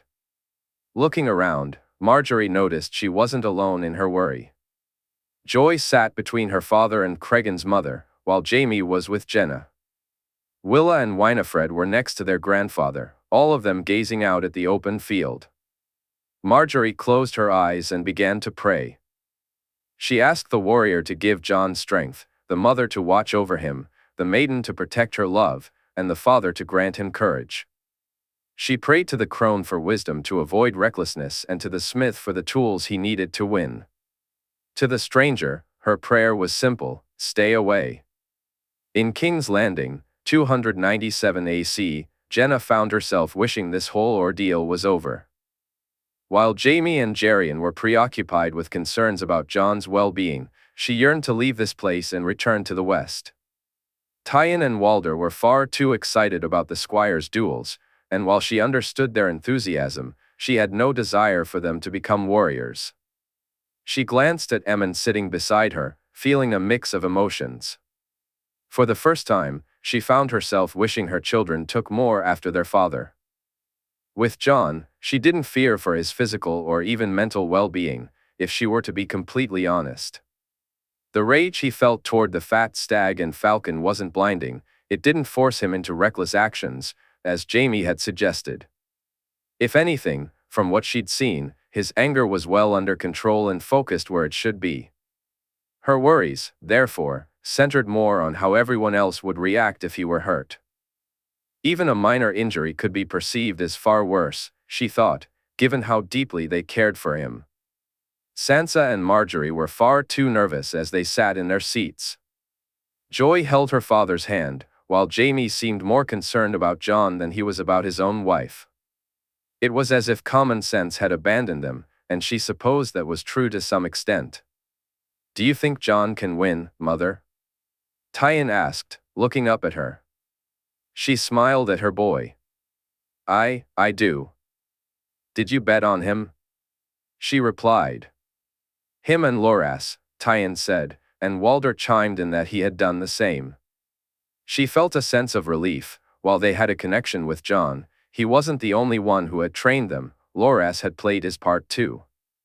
Once again, she found herself worrying most for Joy. Her niece was perhaps the closest to Jon, and she had been so proud of her earlier that day. Joy had comforted him during the horrifying presentation by the stag, holding his hand and speaking softly to him. Jenna had no doubt that had Joy not been by his side, the fat stag would have felt a dragon's rage that day, though it was only a temporary reprieve. It seemed to take an eternity for the competitors to make their way out to the grounds. Jenna scanned the crowd, searching for those she cared about. Jon stood with Cregan, Brienne, Loras, and his brother, and she felt that, apart from Brienne, none of them looked big enough to be out there. But jousting and melees. "Your graces, my lord and ladies, good men and women of King's Landing and the realm," the announcer began, his voice carrying across the gathered crowd. His Grace Robert Baratheon, the first of his name, King of the Undulls, Rhoynar, and the First Men, Lord of the Seven Kingdoms and Protector of the Realm, welcomes you all to the tourney of King's Landing, 297 AC. This tourney celebrates the death of the last dragon. He continued, by His Grace's command, the melee will now take place, with a prize of 20,000 gold dragons, attracting notable warriors from throughout the realm. Representing the Vale are Lord Yohn Royce and his sons, along with Ser Brynden Tully, the Blackfish. From the Reach, we have Lord Randall Tarley, Ser Baelor Hightower, Lord Loras Tyrell, and Ser Aaron Florent. Representing the West are Lady Dacey Lannister, Lord Rolland Craighall and his son, Ser Lyle the Strongboar, Ser Flemont Brax, and Ser Jon Snow, who has wagered the king that he would win the day. From the north, we have Lord Jon Umber, the Great Jon, his son, the Small Jon, and Ser Walder Allers. Representing the Stormlands are Lord Beric Dondarrion, Ser Rolland Storm, Ser Balon Swan, and Lady Brienne of Tarth. From the Riverlands, we have Lord Edmure Tully, Ser Patrick Mallister, Ser Mark Piper, and Ser Hugo Vance.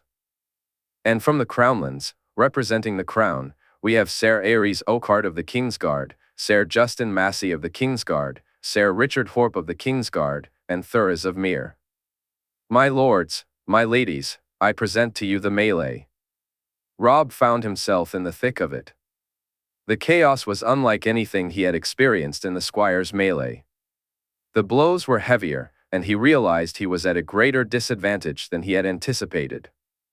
These men were seasoned fighters, and if it weren't for his cousin fighting alongside him, he might have already been overwhelmed. Ahead of him, Brienne and Loras were engaged in battle, their skill evident in every clash. Cregan stood beside Robb, helping him fend off their opponents. Ser Rolland was engaged in a fierce battle against a towering man, while Jon was facing multiple foes. Robb fought hard against the instinct to rush in and assist his brother, noticing that Loras, Brienne, and Ser Rolland seemed to share his struggle. Cregan remained focused on the opponent in front of him, and Robb was grateful for that. As he deflected a blow, Robb recalled Syrio's words, trying to let them guide him. Distracted is when the fight comes. Should you be distracted when the fight comes, boy, do you know what you'll be? Syrio had asked him. Dead? Robb replied. Very dead, Syrio had said, placing the wooden sword against Robb's neck. Now, he moved out of range, gliding smoothly, his movements unhurried while his opponent grew increasingly agitated.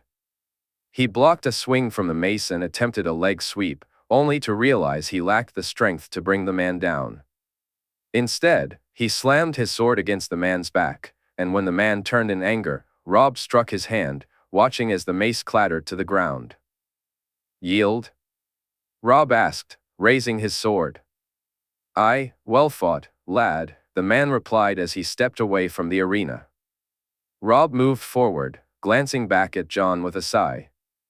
If it weren't for his promise, he would have rushed over to help. But he had given his word, and so had the others.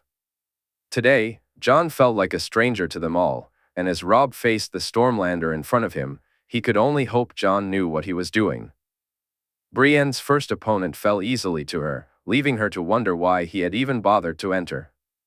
Had he spent his life facing lesser opponents, convincing himself of his superiority? Or was the lure of gold simply too tempting? Either way, it didn't matter, he had yielded. Brienne limped away from the grounds, surprised to find she had less time to dwell on her injuries than she had anticipated. I've never beaten a lady before, the man from the Reach boasted, his voice dripping with pompous confidence. Brienne smiled and replied, I've never beaten an apple before either. The Fossaway knight frowned at her remark. When you go to the back, tell them Ser Tanton was the one who sent you on your way, he said smugly. Do all you knights from the Reach talk so much? She retorted, moving closer to him. The knight was more skilled than the man she had defeated earlier. His swordplay was good, but she had faced far better opponents. She had the advantage in strength, which he seemed unwilling to accept. He tried desperately to prove her wrong.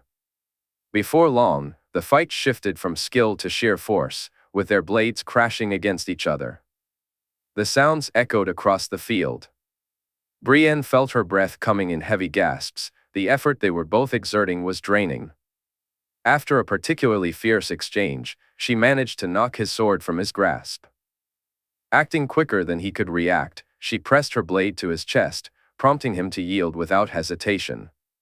Turning to catch her breath, she noticed that while Loras had kept her back safe from sneaky attacks, they had drifted apart. As she moved toward him, she glanced around the battlefield. She spotted Ser Rolland engaged in combat in the distance, and saw Lord Robb and Cregan off to the left. But when she looked for Jon, her heart sank. He was facing 3 men, one of whom wore the brown trout. She laughed, until she noticed a man in black approaching her. My lady, shall we? The Blackfish asked. I'd be honored, Ser Brinden, she replied. Though she wished she could catch her breath and feel less exhausted, there was no time for that now. Brienne raised her sword, preparing to face a legend. While she had the advantage in strength, it quickly became apparent that he surpassed her in speed, technique, and experience. The blades flew through the air, parry, feint. She stepped back and attempted a riposte, but he blocked it effortlessly. Soon, it was clear she was outmatched. Her strikes were growing weaker while he remained steady, forcing her into a defensive position. As she stumbled from a leg sweep, she crawled away, gathering herself to rise. Spotting some loose stones, she picked them up just as their swords clashed again. She seized an opportunity when she blocked his attack, causing him to lose his balance. Holding the stones tightly, she prepared to throw them at his face. But at the last moment, she let them fall to the ground instead. That decision proved to be her last move in the melee. He quickly capitalized on her hesitation, sweeping her legs out from under her and sending her crashing to the ground. "Yield," he said, and she nodded as he helped her back to her feet. "I thank you, Ser." "It was an honor," she replied, starting to walk away. "You should have used the stones," Ser Brienne said, eyeing her thoughtfully. "There was no honor in it, Ser Brienne," she answered softly. "Better to keep your life than your honor in a fight, my lady." "Out here, far too many honorable people die," he replied as he turned to walk away. Brienne watched him leave, shaking her head. She recalled Bronn's similar advice and how close she had come to using it. Hearing the Blackfish's words made her question everything. Were they right and she wrong? Was honor something that could only be found off the battlefield, while on it, survival took precedence? Meanwhile, Loras had been taken aback to see Brienne fall, feeling a pang of guilt, even though he knew deep down it wasn't his fault. They had met to discuss tactics for the fight, all agreeing to stick together, only for Jon to be the one to say no. "What do you mean, no?" he asked, his anger rising. "I can't," Jon said, his voice steady. "I see that now, and I've learned it. While it's hard to accept, we have no choice." "This wasn't what I meant, Jon," Loras replied, frustration evident in his tone. "No, but you were right," Jon continued. "Tomorrow, I want you to try something different. Pair up, just you and one other person, and see how far that takes you. See if it distracts you. If you lose your partner, then fight alone and see if there's a difference." "Brienne?" Loras asked, and she nodded. Jon watched as Robb paired up with Cregan, then turned to Walder, expecting him to do the same with Jon. But the large knight remained silent. "Walder?" Robb asked, unable to hold back. "I've asked Walder, and now I'm going to ask all of you. No matter what happens tomorrow, no one is to come to my aid." "No one," Jon declared. He stood up and walked toward Loras, anger flushing his face. "This is ridiculous. This isn't what I meant, Jon, and you know it." Loras exclaimed, glaring at him. "This has nothing to do with that, Loras. This is for me, something I need to do. I need to learn this lesson, and it's far better I learn it out there in a melee than later on. If I'm wrong, if I make a mistake, then only my pride will be hurt. Well, unless someone catches me and I end up with more than a bruised ego," Jon said, managing a laugh, though Loras couldn't bring himself to join in. "Jon?" Loras said, looking for understanding. "Please, Loras," Jon urged, and Loras nodded reluctantly. Even when he saw the three men approach his friend, he held back, choosing instead to stay with Brienne and ensure no one attacked her from behind. During his fight with the lad from the Vale, he found himself drifting further away from her. For a moment, he thought the boy was doing it on purpose, but soon realized it was just the natural flow of the fight. By the time he had dealt with his opponent, Brienne had yielded to the Blackfish. He knew that even his presence wouldn't have changed the outcome of that fight, she would have faced him regardless. So, he took comfort in that realization. Loras kept his focus on the big-eared fox, moving quickly to ensure that it was he whom Ser Rolland would face. A fire ignited within him as he approached. "A flower for me to pluck. A pity it's not the golden rose, though," Ser Rolland smirked. Loras quickly wiped that smirk from his face. "If I had a taste for women with mustaches, I might say the same about your sister, Ser Rolland. But even her husband could only manage to lay with her once. Ser Rolland almost growled as he charged at Loras. Normally, Loras would feel guilty for such a comment, but the fox had insulted his sister. As Bronn often said, you fight with all the tools you have.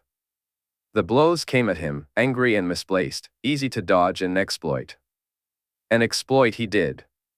He struck Ser Rolland hard on the thigh and the arm, then quickly targeted his helm, slowing him down even further. The kick he landed on Ser Rolland's leg didn't knock him off his feet, but it forced him to limp for the rest of the fight. And I thought foxes were cunning and clever. Perhaps you need a new sigil, Ser Rolland. Maybe an aurochs or something more fitting for those ears, a rabbit, perhaps? As Ser Rolland charged again, Loras was ready. He dodged the blow and delivered a kick to the back of the man's leg. It might have broken something if not for the padding, otherwise, the scream would have been much louder. Not that he cared. He was focused on what he wanted to do next, sweeping Ser Rolland's other leg out from under him and watching him fall. Yield, Ser Rolland, he asked, but received no reply. So, he stepped toward the man's injured leg. Yield. I'd bloody yield, flower, but this isn't over. Is it not? It looks over to me, Loras replied as he moved away to face his next opponent.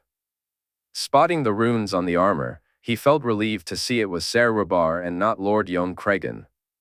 The field had begun to thin out, and the melee had been underway for some time, but Cregan felt fresh and ready to face anyone. So far, he had taken down 4 opponents, 2 from the Reach, 1 from the Stormlands, and 1 from the West. He had kept a watchful eye on his cousin's back, ensuring that no one had snuck up on him. Confident in his stamina, he was prepared for more. Then, a man approached who looked truly impressive. His armor was adorned with runes, and his movements exuded confidence. Cregan readied his blade, observing as the man took his stance. Ser Andar Royce, the knight introduced himself, standing firm in front of Cregan. Cregan Sand, he replied, and the knight nodded in acknowledgement. Shall we? Andar asked, and Cregan gave a nod in return. They quickly began to spar. Cregan recognized that Andar was the most skilled opponent he had faced so far, though he was far from the best he had ever encountered. Still, he knew that one mistake, one lapse in concentration, could spell the end of his day. In a true fight, it could cost him even more. Focusing intently on Ser Andar's stance, footwork, and blade, Cregan began to move swiftly from side to side, searching for an opening. The first exchange ended with both of them realizing this would not be an easy match. Andar thrust, and Cregan parried. He feinted, but Andar ignored the ruse. Cregan managed to land a single hit, and that was the only strike either of them got in. The second round escalated in speed as both men pushed themselves, thinking that would give them the upper hand. After catching their breath, they exchanged smiles, recognizing the challenge ahead. Andar nodded at him and said, "It's an honor crossing blades with you, Cregan." "You too, Ser Andar," Cregan replied. He moved left and thrust right, but found nothing but air. Andar had anticipated the maneuver and sidestepped, with only Cregan's quick reflexes saving him from a hard hit. Shifting his stance, he began to experiment with feints and deceptive moves, trying to appear weak and tired to draw Andar in. Cregan found, to his dismay, that none of his strategies seemed to work. The blades clashed once more, and he jumped back just as Andar attempted to sweep his feet. To his surprise, Cregan managed to take Andar's feet out from under him. "Yield?" he asked, and Andar nodded in acknowledgement. "A good fight, Cregan." "I wish you good fortune," Andar said. "You too, Ser," Cregan replied, smiling as the knight walked away. However, his smile faded when he spotted Robb engaged in battle with a far more daunting opponent, one he feared neither of them was prepared to face. Robb's swordplay was no match for the flaming blade of Thoros of Myr. By the time Cregan reached them, it was over, Robb had yielded. Fueled by a desire for revenge, Cregan dove into the fray. He quickly learned two vital lessons: anger could only be helpful if channeled properly, and fighting a man wielding a fiery sword was unlike any other battle. Not only did he have to contend with the sword itself, but he also had to grapple with the fear of being burned every time the blade came too close. The heat forced him to retreat, making him flinch away. He couldn't recall how long Robb had managed to hold his ground against the priest, but Cregan realized that he had lost all sense of skill with a blade. Instinct was no ally either, the fire overwhelmed it. When confronted with flames, the natural reaction was to recoil. He nearly dropped his sword when Thoros' blade came dangerously close to his face, and that momentary lapse was ultimately what cost him the fight.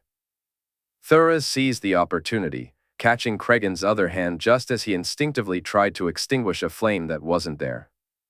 "I yield," Cregan said, as Thoros held his sword to his chest. Even though the blade was still a few feet away, he instinctively stepped back. "My God will be pleased to hear it," Thoros replied, and Cregan watched as the priest walked to a bag at the side, placing the sword down on the dirt. As he stepped outside, the priest selected another sword, and Cregan watched in awe as flames erupted along the blade, where just moments before there had been none. He made his way to the back, where he found Brienne and Robb waiting for him. After accepting a mug of water, he joined them in watching the fight unfolding inside. Jaehaerys Targaryen. With 3 contenders in the melee, Jon had asked Sansa and Bran if they could let the wolves hunt in the Kingswood. Both had agreed, and Cregan knew they were currently stalking a deer that didn't stand a chance. All 5 of them were relishing the joy of being a pack once more. He almost laughed when they were introduced during the melee, Robert essentially putting a target on his back. Now, as he saw the 3 of them approaching, he realized that target was already there, and in this case, he welcomed it. Marg Piper and Hugo Vance were unfamiliar to him, but Richard had mentioned they were part of Edmure's inner circle, so he wasn't surprised to hear their names. It was no shock that Edmure would send someone after him. What surprised him was that Edmure had come personally to challenge him. "Look, the bastard of Winterfell, or is it Casterly Rock?" Edmure said haughtily. "Ah, the floppy fish has come with some friends. I should have expected it. After all, you can't seem to manage things on your own, can you, Trout?" Cregan replied, relishing the furious glare Edmure shot his way. "We were only going to beat you a little, but for that, it's going to be a lot," Mark said, stepping forward. "Really? Well, you can't argue with a confident man," Jay remarked with a smirk. "You should have stuck to Squire's duels, bastard. This is for big boys," Hugo Vance added. "And you, Ser, should choose your friends more wisely. Last time the floppy fish faced me, he ended up on his arse twice, and that was without me even trying. Just imagine what I'll do to him now," Cregan said, swinging his sword as all 3 of them took a step back. Jay laughed as he watched them, a grin spreading across his face. While Mark and Hugo moved to confront him, Edmure hesitated, either out of fear or waiting for the right moment. Jay suspected it was the former. With a sword in one hand and a knife in the other, he deflected both of their attacks, surprising the 2 men. Then, to catch them off guard even more, he spun around, landing a strike across Ser Mark's arm before darting past both of them and closing in on Edmure. He couldn't help but chuckle as Edmure stumbled over his own feet while trying to retreat. Turning back, Jay ducked a blow from Hugo and jabbed his knife into Hugo's shoulder. The blunt blade struck bone, sending a shockwave up Jay's arm and down Hugo's. With Edmure struggling to regain his footing and Hugo backing off to let his arm recover, it left Jay to face Mark. He knew that if Loras were watching, he'd call him a hypocrite. After all, he had lectured Loras about showing off in fights, yet here he was, appearing to do just that. Still, he hoped Jaime, Arthur, Walder, and the others would recognize the strategy behind his moves. With a swift spin, Jay leaped into the air, twisting to strike Mark's left side before spinning again to attack his right. He made it look like he was about to repeat the same move, but instead of a half turn, he executed a full turn in the air. Marg anticipated an attack on his left, leaving his right side vulnerable, and Jay seized the opportunity, landing hard hits, once, twice, 3 times. Hugo was closing in from the left, and Edmure was coming up behind him. Jay closed his eyes, glancing skyward, where an eagle soared above. As he struck Mark once more, he could see their movements converging. He waited, holding his breath, and then rolled out of the way just in time. With Jay no longer in the spot he had occupied moments earlier, Mark's blade struck Edmure hard, while Edmure's retaliatory blow missed completely. Hugo didn't hold back as he followed through on his swing, catching Mark across the chest. In the chaos, Jay swiftly swept Mark's feet out from under him and collided with Hugo's shoulder. Although he didn't hit Edmure as hard as he intended, the kick sent him staggering back. "Yield," Jay said, pressing his blade to Mark's throat as he struggled to rise. I yield," Mark replied. Without wasting a moment, Jay turned his attention to Hugo, just as Edmure came charging in. He waited until Edmure was close enough, then gauged the distance before throwing his knife, catching him squarely on the forehead. With Edmure momentarily out of the fight, Jay was free to face Hugo. Whether it was the shoulder injury from earlier or simply the weariness of battle, Hugo quickly seemed to relent. "Yield?" Jay asked, holding his blade to him. Hugo quickly yielded. Now alone with Edmure, Jay decided to have a bit of fun. He feinted, making his moves so obvious that only a novice would fall for them, and he laughed as Edmure did just that. Jay left himself open, inviting a competent swordsman to take advantage, and shook his head in disbelief when Edmure missed the opportunity. He could only imagine how it looked to the onlookers. But as he scanned the field, a frown crossed his face. How long had he been toying with these fools? He swiftly swept Edmure's feet out from under him again. "Yield." "Fuck you, bastard," Edmure retorted. "Yield?" Jay asked once more, shaking his head in amusement.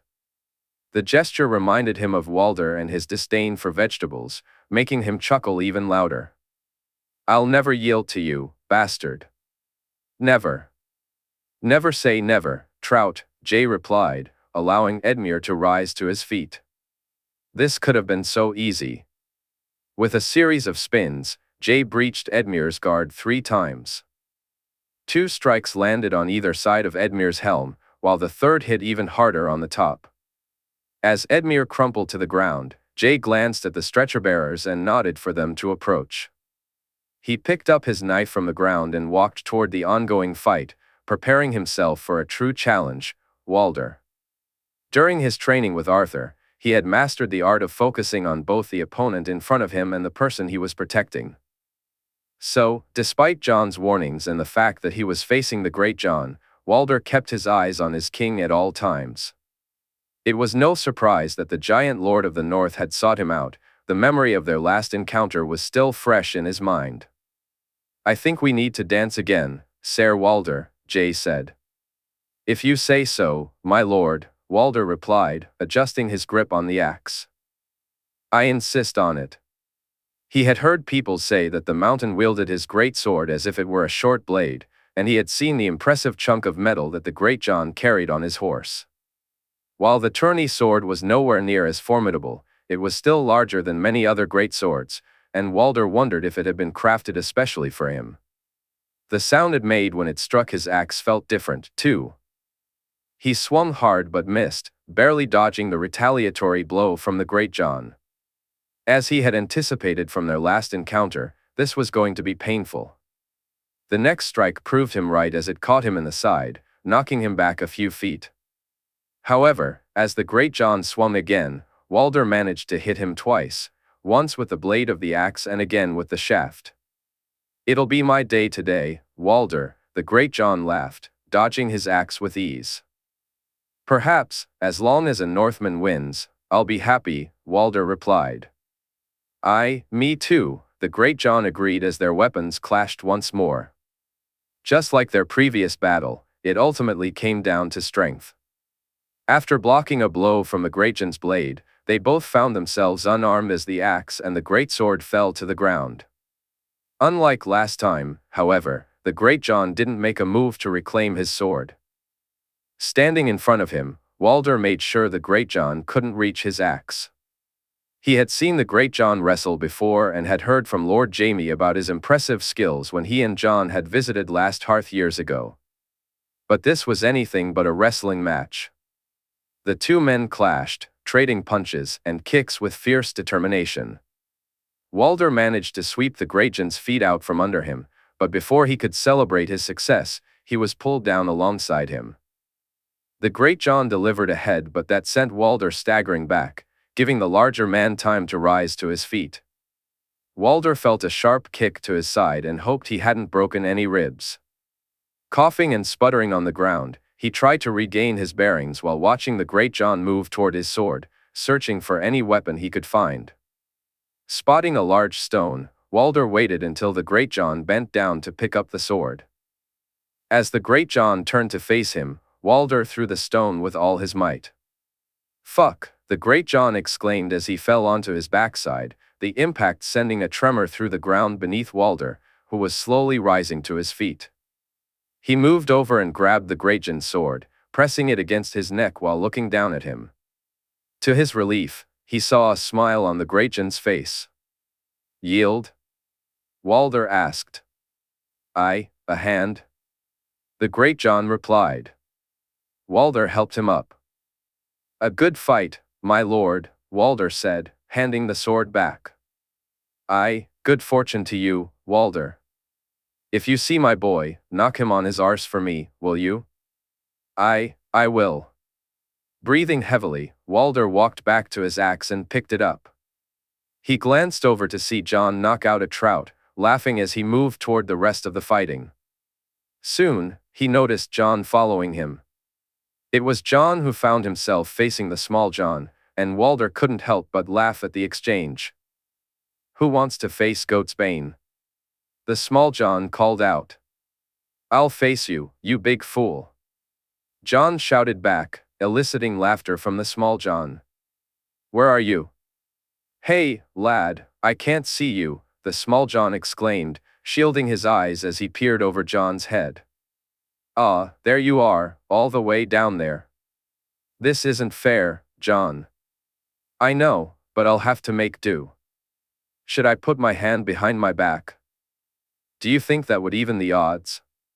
Jon replied, wishing he could just stand back, watch, and listen. "Ser Walder," came the call. "Ser Lyle," Walder responded, and the dance began again. The strongboar was faster and stronger than his father, and soon Walder realized he might have cracked a rib or two. It became increasingly difficult to catch his breath and swing his axe. He turned to see Jon nimbly avoiding the smalljon's blows, which never came close. Loras was facing a lord from the Stormlands, and Dacey was squaring off against Bronze Yon. When Walder felt a cough coming on, he spat out blood and raised his hand. "The day is yours, Ser Lyle. We could fight some more, but you'll win, and..." He spat blood again. "It's a tournament."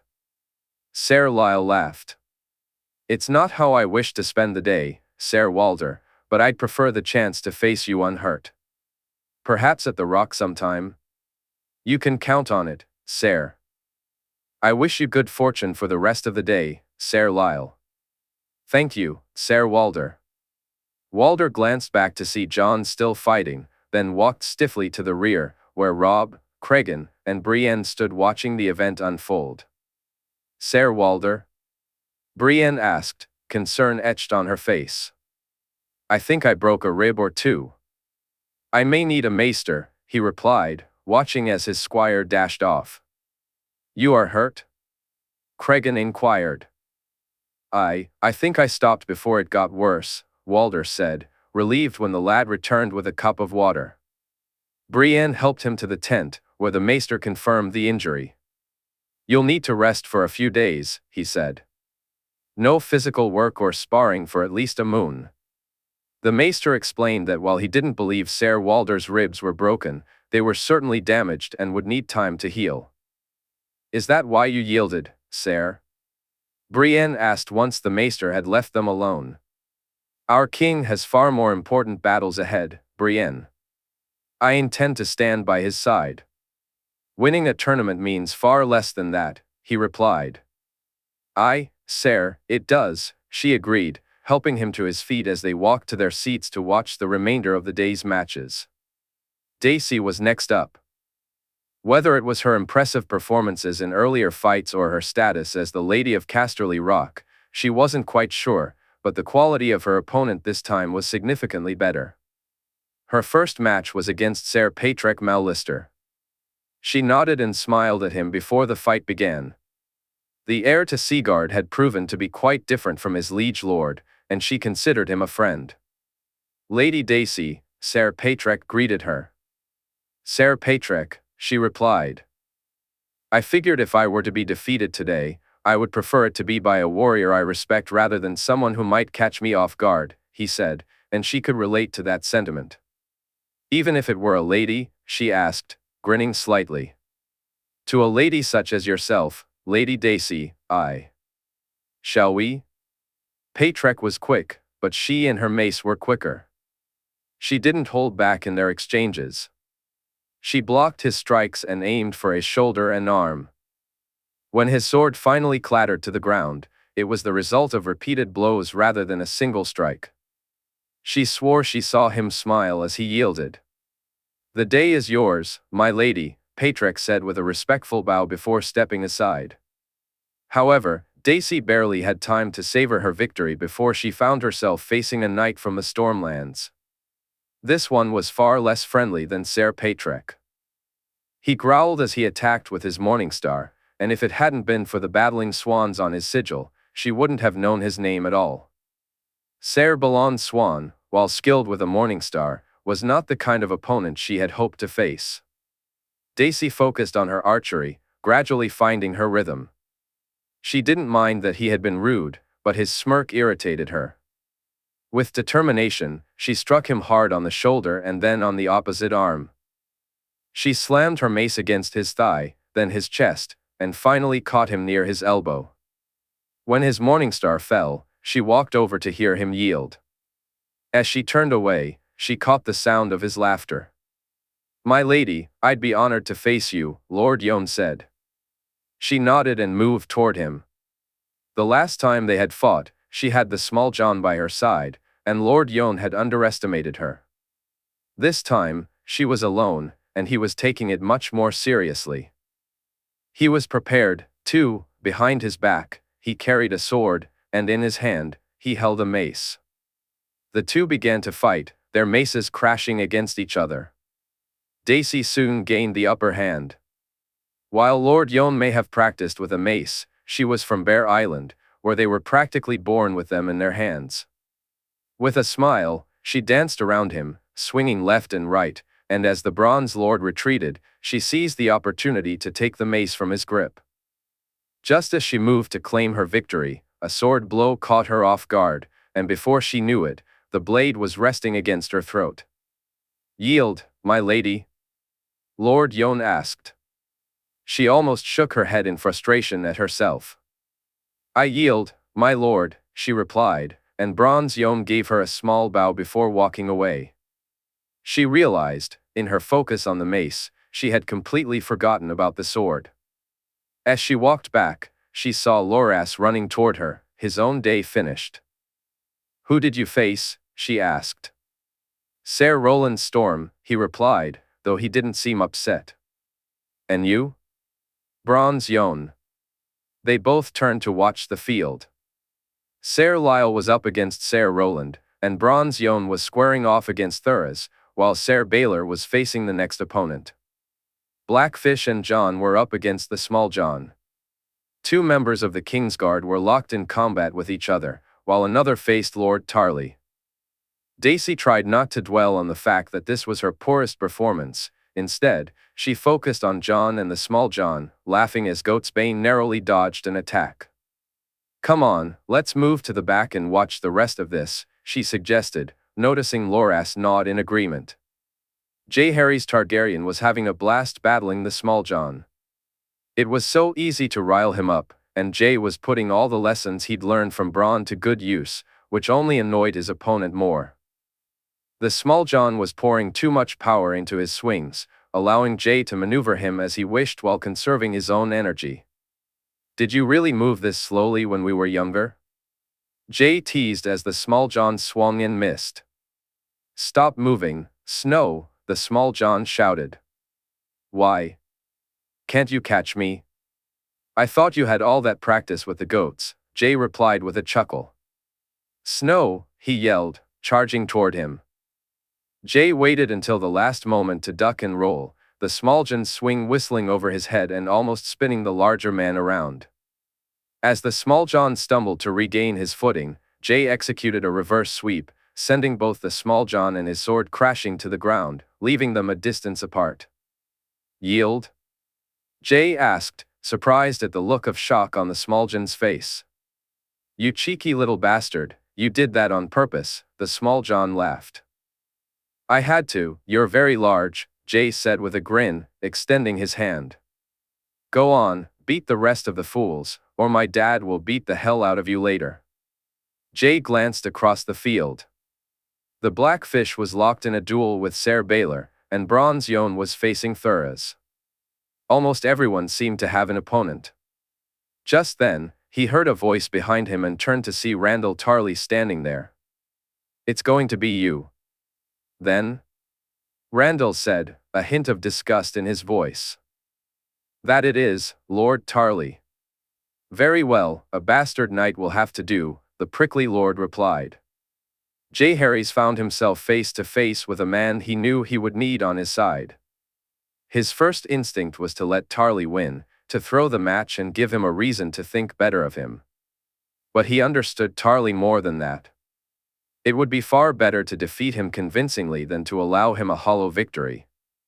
When Tarly discovered the truth, that defeat would be perceived differently, a victory would be something Jay could use against him. Taking his stance, he nodded, and Tarly advanced. The blow was powerful but easily deflected, and Jay noticed the surprise on Tarly's face. The next strike was even harder, yet once again, he deflected it effortlessly. Tarly began to scrutinize him more closely. The half-helm he wore obscured most of his face, and he knew his next move would annoy Arthur and Jaime. After deflecting the third blow and swiftly moving out of range, he reached up, removed the helm, and tossed it to the ground. "What are you doing, boy?" Tarly asked, bewildered. Jay remained silent and stepped closer. As their swords clashed, he began to sing softly, just enough for Randyll Tarly to hear him clearly. "High in the halls of the kings that are gone." He thrust his sword, forcing Randyll to step back, the lord looking at him oddly. Jenny would dance with her ghosts. The ones she had lost and the ones she had found. Jay spun, catching Tarly across the arm, then pivoted the other way, nearly landing a blow on the opposite side. "And the ones who had loved her the most. The ones who'd been gone for so very long." He picked up speed now, his strikes coming left, then right again, a spin and a swipe from the side, pushing Randyll further onto the defensive. Jaehaerys couldn't recall their names, but his sword moved with such speed that Randyll couldn't distinguish between feints and real strikes. Some landed while others were barely deflected. They twirled around on the damp, weathered stones, spinning away all sorrow and pain. Jaehaerys danced and jumped with his blade, catching Randyll off guard more and more as the lord focused on him. With a final spin, Jaehaerys caught Randyll's arm, forcing him to turn slightly, and then he swept the lord's legs out from under him. "I yield, my lord," Jaehaerys said, pointing his sword at Randyll's neck. He looked down, his face beaming with a smile, and in that moment, Randyll's eyes widened in recognition. "I yield," Randyll replied, and Jaehaerys leaned down to help him to his feet. "Ser Richard Lonmouth will contact you, my lord." "There's much we need to discuss about my father," Jaehaerys said softly, watching as Randyll nodded vigorously. After assisting him up, Jaehaerys soaked in the cheers from the crowd and moved toward where the last few fights were taking place. Thoros had defeated Bronze Yohn and was now facing the Blackfish, while Ser Richard had bested Ser Aerys and was up against Ser Rolland, who had triumphed over the Stromboar, leaving Jaehaerys without an opponent. Closing his eyes, he knelt and searched for the doors, discovering more than one. The wolves were busy, so he sought out the birds. Throughout the stands, people were discussing the matches and placing wagers on the outcomes, and he felt a thrill at hearing some mention his name. He soared above the grounds, gazing down at the battles unfolding below. He watched as Thoros's blade came perilously close to the Blackfish's face and as Ser Richard yielded to Ser Rolland. As soon as the Kingsguard walked away, Jaehaerys rose and approached the imposing figure of the Bastard of Nightsong, looking up at him even from a distance. "Ser Rolland," he said with a nod as he reached the knight. "Ser Jon," the knight replied in return. "May the best man win." "Bastard win, Ser," Jon said with a smile, hearing the man laugh in response. "Aye, good fortune to you, Ser Jon." "You too, Ser." Ser Rolland was quicker than Small Jon, and unlike with his friend from the north, Jon had no desire to anger this man. He relied heavily on his speed, moving in and out of his guard, ducking, jumping, spinning, and rolling to avoid being hit. After a few moments, he noticed how frustrated the giant knight was becoming. Although Jon's blows were landing, they seemed to have no effect. He decided to take a risk that nearly cost him the match, moving quickly to make Ser Rolland constantly readjust his stance, aiming to throw him off balance. Unfortunately, a leg sweep wouldn't work, and Jon knew he needed to push the knight at just the right moment. Whether it was his connection to the bird or some sixth sense, he couldn't be sure, but it saved him. Instead of the punch knocking him out, it only grazed him. It still hurt and knocked him to the ground, but he remained conscious. When Ser Rolland approached him, Jon saw his chance and seized it. As Ser Rolland bent down to place his sword to Jon's neck, Jon pushed himself forward, sliding between the knight's legs. From that position, he aimed his punch upward. He felt the weight of Ser Rolland as he fell onto him, winding Jon momentarily.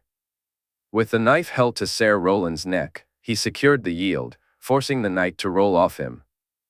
"Well fought, lad," Ser Rolland said, holding his groin with both hands, his strained voice a stark contrast to the smile on his face. "I thank you, Ser," Jon replied, getting to his feet and feeling the blood trickle from his eye. The gauntlet had caught him on the scar. He shook his head, loosening the tie from his hair, and reached up to the cut, feeling the blood drip into his palm. He looked over to see Thoros walking away, and figured that Jon had lost to the Blackfish, but he couldn't see the other man anywhere. After a moment, he noticed Thoros approaching a bag and pulling out a fresh sword. Jon watched as the Red Priest ignited the blade, flames flickering brightly as he moved toward him. Ser Rolland was helped off the field, and Jon stood there, waiting for Thoros to face him.